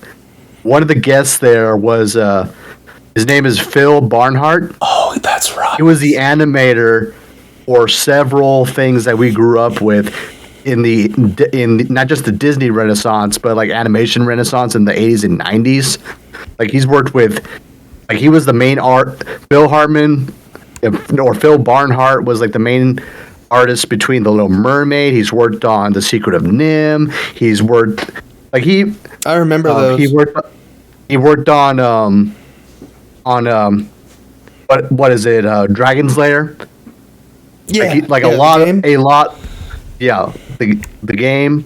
He was on The Rescuers Down Under, and even like animated some scenes like for some of the special effects for Star Trek: The Motion Picture. I remember that. Yeah, I remember. Oh my gosh, dude! Like, and I was standing there, and while we were talking with his assistant, and while you were talking with him and the guy himself, I was just flabbergasted and awestruck.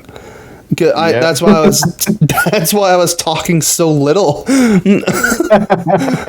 But yeah, you were like thumbing through his work and picking out which things you wanted to buy, and I was just like, this is freaking awesome.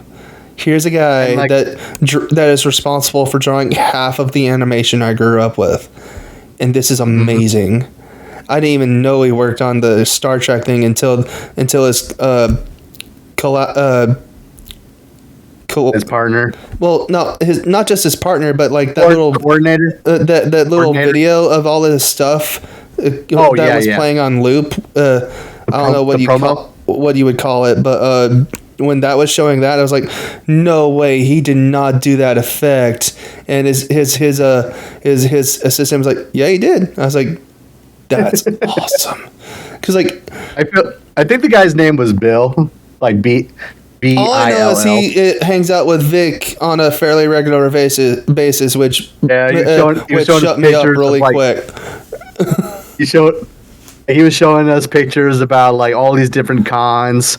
I mean, like con goers, like whether they're guests or the owners, and like they've been to so many cons, so many times. They regularly have dinner with them. I was mad. I was mad that this guy is hanging out with Vic on a fairly regular basis, which is something I want to do. And I was just like, that's not fair. You want to switch places? But yeah, I was. But you wouldn't be that's why. Like, I saw you kind of looking at me from time to time, like, and I was like, yeah, that's why I was, because I wasn't talking. I was like, and you're like, I knew you were like, what's wrong? Like, he always talks. What? Why? What? He's like Deadpool. He never shuts up. What's going on? But I was just like, no, I was just flabbergasted of that this guy was responsible for half of the animation that molded my childhood, and it was just amazing to see. Same.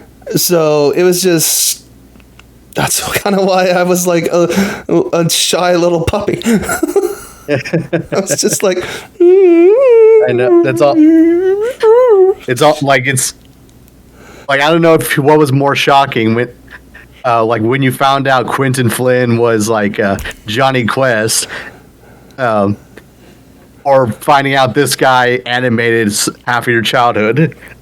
Oh my gosh, it's just. Mm-hmm. The Johnny Quest was definitely more of a shock to the system, because he did, like, there was Johnny Quest. He voiced the character that was important to me.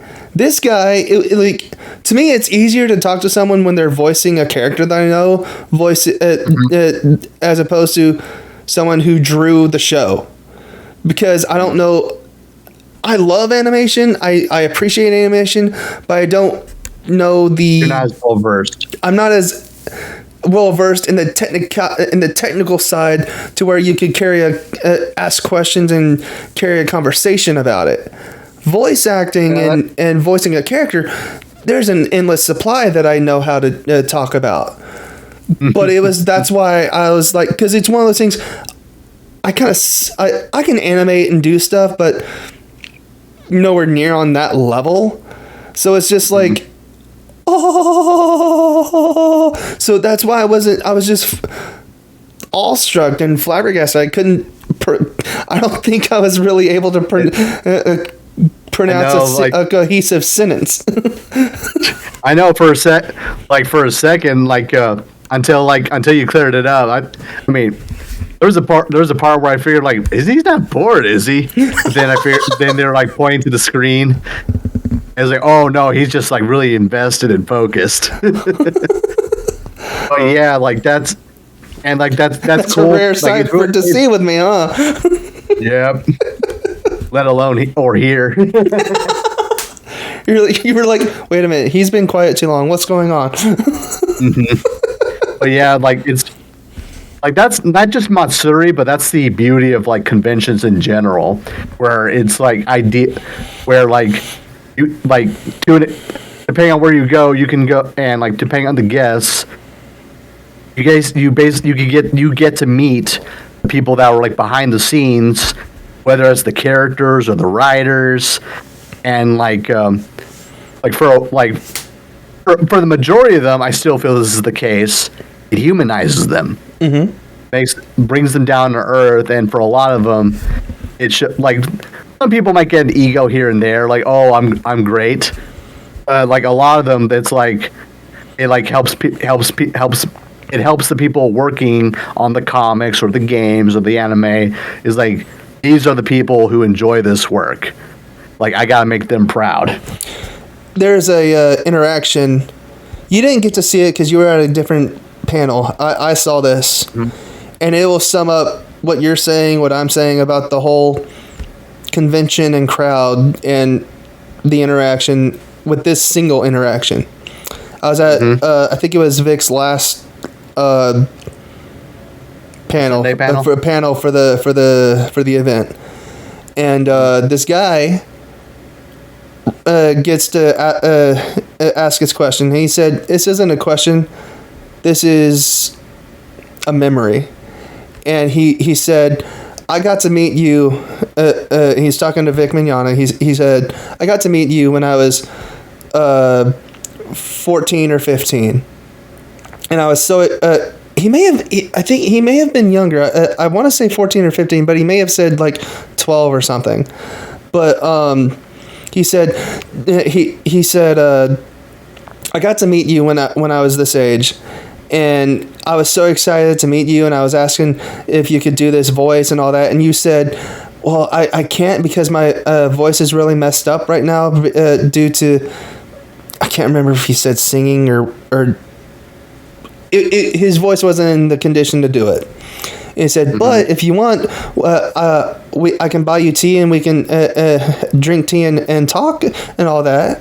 And so they did that. And he said, because of that, I was able to pursue dreams that I had. And I am now an artist. And I am here in this event this year in Artist Alley. That blew away. And that is a small interaction, that domino effect with the domino effect that came from that inspiration and that meeting. All they were doing was just talking over tea. That is the effect that voice actors and people in this kind of industry both desire and crave to have with their fans. And that is why this community is so strong. And that kind of sums it all up right in that one interaction. And Vic, I know I've told Vic, he may because he meets so many people, I might have to tell him again. But he helped me out a lot. He doesn't even realize how much he helped me out, even just through simple emails that we emailed back and forth. When I was going through what I consider my darkest days, and you were right there by my side as well. And you probably helped me out the most. But Vic helped me out a lot as well. Because I'm not going to get hugely into it. But there was a lot of things that I was going through in my darkest days that it wasn't connected with Vic. But who it was connected to, there were a lot of similarities and parallels that they had with Vic that kind of just drew me to Vic even more. I was already a fan. I already admired the guy, but because of what I was going through, it drew me to him that much more. And I talked with him. I emailed him. I talked with him. And the times I actually got to meet him in person, I explained it to him. I think one time I was on the verge of tears when I was hugging him because explaining it to him, and because of all that I was going through, and he understood. I remember the first time I met him, as I was leaving, he just said, "God bless you." And Amen. it's one of those things I wish I could be one-on-one with him and just express it all to him so he could understand the depth of it. That is why this community is so powerful and affects so many people. There's a lot of people that come from broken homes that needed a figure in their life, and latched on to these people. Take your pick of these people, because for me it's this one, or for him it's that one, for her it's this one, And to meet those people that you admired so much because they filled a spot in your life that no one else could because they weren't there. It means something. No, I know what you mean. Like I cannot and will not say that it happened to me personally.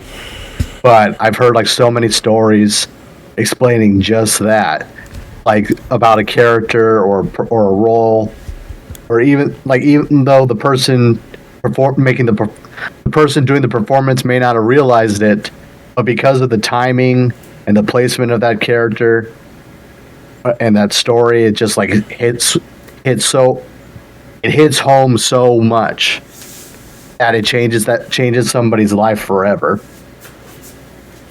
And it's something they still hold precious to this day. So, I guess in closing, this event was amazing. We had a blast. We were able to bond with each other and with those we were around, and we got to meet some of our heroes. And we got to let our heroes know how much they mean to us.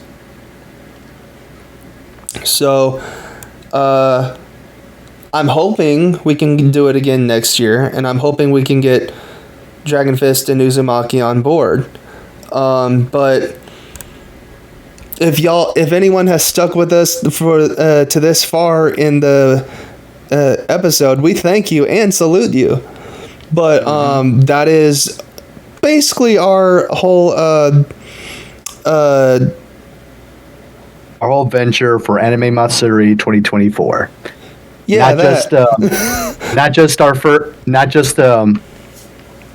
the convention. I mean, which not only was it like our first con together, this was the first time Waldy and I met face to face. Yeah, we've been friends for almost 6 years now, and we hung out we hung out all the time, but this is our first time being able to see each other in person, and I'd say it was a blast. I'm inclined to agree. Very much so. I guess before we close out, I'll announce what our upcoming projects are for the podcast, because this is our first episode in 2 years. Yeah, our schedules have been kind of sucky. We're planning on doing a podcast episode on Deadpool and Wolverine. We're planning on doing one on the Crow remake and another on the original Crow with Brandon Lee. And we're planning on doing one on a movie I'm excited about, Rumpelstiltskin from 1993. And from what I hear, that movie's a gem. We finally found it? yeah, that movie's a hidden gem. All right. I'm excited about that one. We're gonna be doing one on Silent Hill, the movie, with a special guest. And we got other stuff coming up. I am working on some videos, sketch and animated videos. We're working on the scripts and going to be voicing them. I'm working on I guess you would call it a character analysis. Yeah, character analysis. I'm working on a character analysis of the original Broly and why he is deeper and than people give him credit for. And yeah, so we got a lot of stuff we're working on. So I hope to see y'all there. And Wild Clan, stay wild. You're wild, Wild Clan.